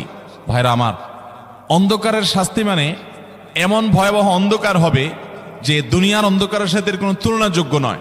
সেই ভয়াবহ অন্ধকারে কিছু আমল আছে যে আমলগুলো মানুষের ওই অন্ধকারের মধ্যে আলোর কাজ দিবে। এর মধ্যে একটা হলো অজুর অঙ্গগুলো যদি কেউ ভালো করে অজু করে, সুন্দর করে ডুলডেলে যেন শুকনা না থাকে, উত্তম রূপে যদি অজু করে, কেউ পানি অপচয় না করে, পানি অল্প নেয় কিন্তু ডলে বেশি, সুন্দর করে যদি কেউ অজু করে, এই অজুর অঙ্গগুলো কিয়ামতের ময়দানে উজ্জ্বল হয়ে জলজল করে জ্বলতে থাকে এবং তার জন্য আলোর কাজ দেয়। সবাই যখন অন্ধকারের আযাবের মধ্যে নিমজ্জিত থাকে, হাউতাশ করে, তখন এই ব্যক্তির এই আমলটা তার আলো ভূমিকা আসে। আর আরেকটা হলো এই সূরা কাহফ। অন্য অনেক উলামা ইকরাম বলেছেন এর ব্যাখ্যা হলো সূরা কাহফ যদি কেউ এক বৃহস্পতিবারে পড়ে, পরের বৃহস্পতিবার পর্যন্ত, এক শুক্রবারে যদি পড়ে, পরের শুক্রবার আগ পর্যন্ত পুরো সপ্তাহব্যাপী তার ভিতরে নূর, ঈমানের নূর, তাকওয়ার নূর, ইলমের নূর, আমলের নূর, ভালো মানুষ হওয়ার নূর তার ভিতরে আল্লাহ তাআলা সৃষ্টি করে দিবেন। এই জন্য জুমার দিন সূরা কাহফ পড়বো তো ইনশাআল্লাহ। আলহামদুলিল্লাহ ভাই, আপনাদেরকে যে আমলগুলো করছি এগুলো আমি, আমার পরিবারের সদস্য, পরিচিত, সহকর্মী, আমি চেষ্টা করি সবাইকে স্মরণ করানোর এবং আমল করার চেষ্টা করি। আপনাদেরকেও বলছি ভাই, জুমার দিন যেহেতু, অতএব আজকে জুমার দিন উপলক্ষে বলে যাচ্ছি, জুমার দিনের এই 14-15টা আমলের মধ্যে সামারি করে আমি 5টা আমল করে দিচ্ছি যে এগুলোর গুরুত্ব অনেক বেশি অন্য অনেকগুলো চাইতে, এগুলো বিশেষভাবে করব। তাহলে এর মধ্যে প্রথমটা চলে গেল দুরুদ বেশি বেশি করে পড়ব। দ্বিতীয়টা হলো জুমার দিনের ফজর নামাজ কোন অবস্থাতে জামাতের সাথে পড়া মিস করব না, কারণ নবী সাল্লাল্লাহু আলাইহি সাল্লাম বলেছেন সকল নামাজের মধ্যে সবচেয়ে সেরা, উত্তম, শ্রেষ্ঠ নামাজ, অর্থাৎ ওয়াক্তিয়া নামাজের মধ্যে সবচেয়ে শ্রেষ্ঠ নামাজ হলো জুমার দিনের ফজরের নামাজ জামাতের সাথে পড়া। তাহলে মহিলারা কি করবে? মহিলারা পুরুষদেরকে উঠায় উঠায় মসজিদে পাঠিয়ে দিবে এবং সহযোগিতা করবে, তাহলে তার মাধ্যমে তারাও একই সওয়াব পেয়ে যাবে। আর 3 নম্বর আমলে বলেছিলাম সূরা কাহফ, এটা নারী পুরুষ সবাই করবে বেশি বেশি করে, ঠিক আছে তো ইনশাআল্লাহ? আমরা অনেক ভাই আছি সপ্তাহের 6 দিন আমাদের কোরআন পড়ার সুযোগ হয় না, তো অন্তত জুমার দিন সূরা কাহফটা যদি আপনি বাধ্যতামূলক করেন, আলহামদুলিল্লাহ, এটা অনেক বড় সূরা, পড়তে আপনার 20-25 মিনিট 30 মিনিট সময় পর্যন্ত লেগে যাবে। আপনি আধা ঘন্টা সময় ধরে যদি আস্তে আস্তে সুন্দর করে পড়েন, তো সপ্তাহে একবার অন্তত কোরআনের সাথে আপনি সময় দিলেন। আরেকটা সুসংবাদ শুনেন, সূরা কাহফ যদি কেউ মুখস্থ করে, তেলাওয়াত করে নিয়মিত, বিশেষ করে সূরা কাহফের প্রথম 10টা আয়াত যদি কেউ মুখস্থ করে, নবী করিম সাল্লাল্লাহু আলাইহি সাল্লাম বলেছেন কিয়ামতের আগে দাজ্জালের যে ফিতনা আসবে, যেই ফিতনায় বহু মানুষ দাজ্জালকে আল্লাহ মনে করে বেঈমান হয়ে জাহান্নামে যাবে, এই ফিতনা থেকে পৃথিবীতে এমন কোন নবী ছিল না, এমন কোন রাসূল আসেন নাই। এই মানব ইতিহাসের প্রথম মানুষ আদম আলাইহিস সালাম থেকে নিয়ে আমাদের মুহাম্মদ সাল্লাল্লাহু আলাইহি সাল্লাম পর্যন্ত এই লক্ষ লক্ষ যত নবী রাসূল এসেছে, সমস্ত নবী রাসূলরা একটা ব্যাপারে সাবধান করে গেছেন, দাজ্জাল আসবে, যে দাজ্জালের হাতে পাওয়ার থাকবে এত বেশি, অলৌকিকত্ব থাকবে এত বেশি, সে মরা মানুষকে জিন্দা করে ফেলবে, জিন্দা মানুষকে বলবে সে মরে যাবে, তার হাতেই সব কন্ট্রোলিং পাওয়ার থাকবে, দুনিয়ার সমস্ত রিজিক তার হাতে কক্ষিগত থাকবে, এমন পাওয়ার থাকবে তাকে দেখে মানুষ বলবে হ্যাঁ এই তো আল্লাহ, এই তো সবকিছু পারে, বেঈমান হয়ে যাবে। এই দাজ্জালের ফিতনায় তোমরা পড়বা না, বেঁচে থাকবা, বুদ্ধি দিয়া বিবেক দিয়ে মানুষ বাঁচতে পারবে না। দাজ্জালের ফিতনা থেকে বাঁচার জন্য সকল নবী রাসূলরা এর জন্য সাবধান করেছেন। আমাদের নবী সাল্লাল্লাহু আলাইহি সাল্লাম নামাজের শেষ বৈঠকে দোয়া মাসুরের জায়গায় একটা দোয়া পড়তেন, আল্লাহুম্মা ইন্নী আউযু বিকা মিন আযাবিন নার ওয়া আযাবিল কবর ওয়া আউযু বিকা মিন ফিতনাতিল মাহইয়া ওয়াল মামাত ওয়া আউযু বিকা মিন শাররি ফিতনাতিল মাসীহিদ দাজ্জাল। আল্লাহ আপনার কাছে দাজ্জালের ফিতনা থেকে পানা চাই। 1450 বছর হয়ে গেছে, এখনো দাজ্জালের আবির্ভাব হয় নাই, হবে কিয়ামতের আগে, কখন হবে আল্লাহ ভালো জানেন। কিন্তু নবী সাল্লাল্লাহু আলাইহি সাল্লাম বলেছেন সূরা কাহফের প্রথম 10 আয়াত যদি কেউ মুখস্থ করে, তো এই ব্যক্তিকে আল্লাহ রাব্বুল আলামিন, এবং যদি তেলাওয়াত করে, এই ব্যক্তিকে আমলের মাধ্যমে দাজ্জালের ফিতনা থেকে আল্লাহ বাঁচিয়ে রাখবেন। দাজ্জাল তো অনেক পরের কথা, কোথাকার কোন আল্লাহর প্রতি অবিশ্বাসী মুশরিক বা কাফের খেলোয়াড় একটু পায়ের ভিলকি দেখায়, লক্ষ লক্ষ কোটি কোটি মানুষ হুমড়ি খেয়ে তার ভক্ত হয়ে ইমানি চেতনা, আমলি চেতনা, তাকওয়া, তাহারাত সব খুয়ে বসে থাকে। আর সেখানে দাজ্জালের মতো এরকম মিরাকল, সব মিরাকল তার হাতে থাকবে। এরকম পরিস্থিতি যখন আসবে তখন মানুষ কি করবে? এখন এই যে তথ্য প্রযুক্তির উন্নতির এই সময়ে কত মুসলমানের সন্তান বেঈমান হয়ে যাচ্ছে, বিজ্ঞানরেই তারা আল্লাহ বানায় বসে থাকতেছে, আছে না নাই? ধারণামূলক বিষয়কে তারা চূড়ান্ত বিষয় বানিয়ে বসে আছে, বেঈমান হয়ে যাচ্ছে। এবং টাকার যে কারিশমা, টাকা দিলে সব হয়ে যায়, টাকা নাই তো কিছুই হয় না। এই জন্য বেঈমান হয়ে অনেকে বলে যে টাকাই নাকি দ্বিতীয় খোদা, নাউজুবিল্লাহ। ভাইরা আমার, দুনিয়ার এই ভেলকি কি দেখছি আমরা? কিয়ামতের আগে ভেলকি আরো অনেক দেখবে আমাদের পরবর্তী প্রজন্ম, আমাদের ছেলে মেয়েরা, নাতিপুতিরা আরো অনেক ভেলকি দেখবে। এমন ভেলকি দেখবে যে তাদের আল্লাহর প্রতি ঈমান আনা, আখিরাতের প্রতি বিশ্বাস করাটা কঠিন থেকে কঠিন হয়ে যাবে। এরকম পরিস্থিতি তৈরি হবে দুনিয়াতে। তথ্য প্রযুক্তির উন্নতির নাম দিয়ে, এটার নাম দিয়ে, সেটার নাম দিয়ে মানুষের জীবনযাত্রা সহজ হবে, কিন্তু এর মাধ্যমে মানুষের ঈমান দুর্বল হওয়ার অনেক সম্ভাবনা, শঙ্কা তৈরি হবে এবং শয়তান সেগুলো সৃষ্টি করবে। এই আশঙ্কা থেকে বাঁচার জন্য সূরা কাহাফটা হলো মহৌষধের মতো। অতএব জুমার দিন প্রত্যেক শুক্রবারে সূরা কাহাফ পড়বো তো ইনশাআল্লাহ। মায়েরা, বোনেরা, আমরা ভাইয়েরা যারা আছি, বাবারা যারা আছি, আল্লাহর ওয়াস্তে জীবনের তরে নিয়ত করে নেন আজকের মাহফিল থেকে জীবনে কখনো বৃহস্পতিবার সন্ধ্যা থেকে শুক্রবার সন্ধ্যার আগ পর্যন্ত আমার হাজার ব্যস্ততা থাকুক, সূরা কাহাফটা পড়া ছাড়া আমি কোনো কাজ করব না ইনশাআল্লাহ। আমি আল্লাহর অনেক বান্দাকে ব্যক্তিগতভাবে জানি, আমি নিজেও এতটা গুরুত্ব দিয়ে করতে পারি না। অনেক বড় সরকারি কর্মকর্তা, অনেক বড় পদের নাম আমি বলবো না, আমাকে বলে ভাই আমি মাগরিবের পর, ব্যক্তিগতভাবে আমি জানি উনি খুব সৎ মানুষ, সব মানুষ একরকম হয় না, সৎ মানুষ। উনি বললেন ভাই মাগরিবের পরে আমার ফ্যামিলির সব বাচ্চা কাচ্চা সবাইকে আমি বলি, আমি ব্যস্ত থাকলেও বলি যে মাগরিবের পরে আগে সবাই সূরা কাহাফটা পড়ে ফেলো, এরপর অন্য সব আমল। আমরাও চেষ্টা করবো না ইনশাআল্লাহ। কয়টা আমল গেল? তাসাল, ফরজ গোসল হলে ফরজ গোসল করবে, উত্তম রূপে গোসল করবে, ভালো করে গোসল করবে জুমার দিন। ওয়ামাশা ওয়ালা মিয়ার কাব, জুমার নামাজের জন্য পায়ে হেঁটে মসজিদে যাবে, বাহনে চড়বে না। কেউ যদি মাজুর হয় সে বাহনে চড়লেও চলবে, কিন্তু সাধারণ যারা সুস্থ আছেন পায়ে হেঁটে মসজিদে যাবেন, বাহনে চড়লেন না। জুমার দিনের কথা, জুমার নামাজের কথা। ওয়াদানা মিনাল ইমামে ওয়ালা মিয়ালগু, ইমামের কাছাকাছি গিয়ে বসবে, দূরে না, যত কাছে যেতে পারে একদম সামনের কাতার ইমামের কাছাকাছি গিয়ে বসবে। কোনো অনর্থক কথা বলবে না, দুনিয়াবি কথা বলবে না, বেহুদি কাজ করবে না। ওখানে গিয়ে যতক্ষণ সময় পাবে জিকির, আজকার, তেলাওয়াত, তাসবিহ, দোয়া, রোনাজারি, কান্নাকাটি, বই পড়া, দিনী কাজ করা, এর মধ্যে সে কাটাবে নিজেকে। এই কয়েকটা কাজ যদি করে তাহলে কাজ কয়টা হলো? আগে আগে ঘুম থেকে উঠা, ওই যে ফজর নামাজ জামাতের সাথে পড়া ইত্যাদি, গোসল করা উত্তম রূপে, আর পায়ে হেঁটে মসজিদে যাওয়া, বাহনে না চড়া। 4 নম্বর হলো ইমামের কাছাকাছি গিয়ে বসা, কোনো অনর্থক কাজ না করা। এই 4টা কাজ যদি কেউ জুমার দিনে করে, নবী করিম সাল্লাল্লাহু আলাইহি সাল্লাম বলেছেন ওই ব্যক্তি বাসা থেকে মসজিদ পর্যন্ত যে আসলো, যতগুলো পা ফেলবে, যতগুলো স্টেপ ফেলবে, যতগুলো কদম দিবে, প্রতিটা কদমের বিনিময়ে আল্লাহ রাব্বুল আলামিন তার অ্যাকাউন্টে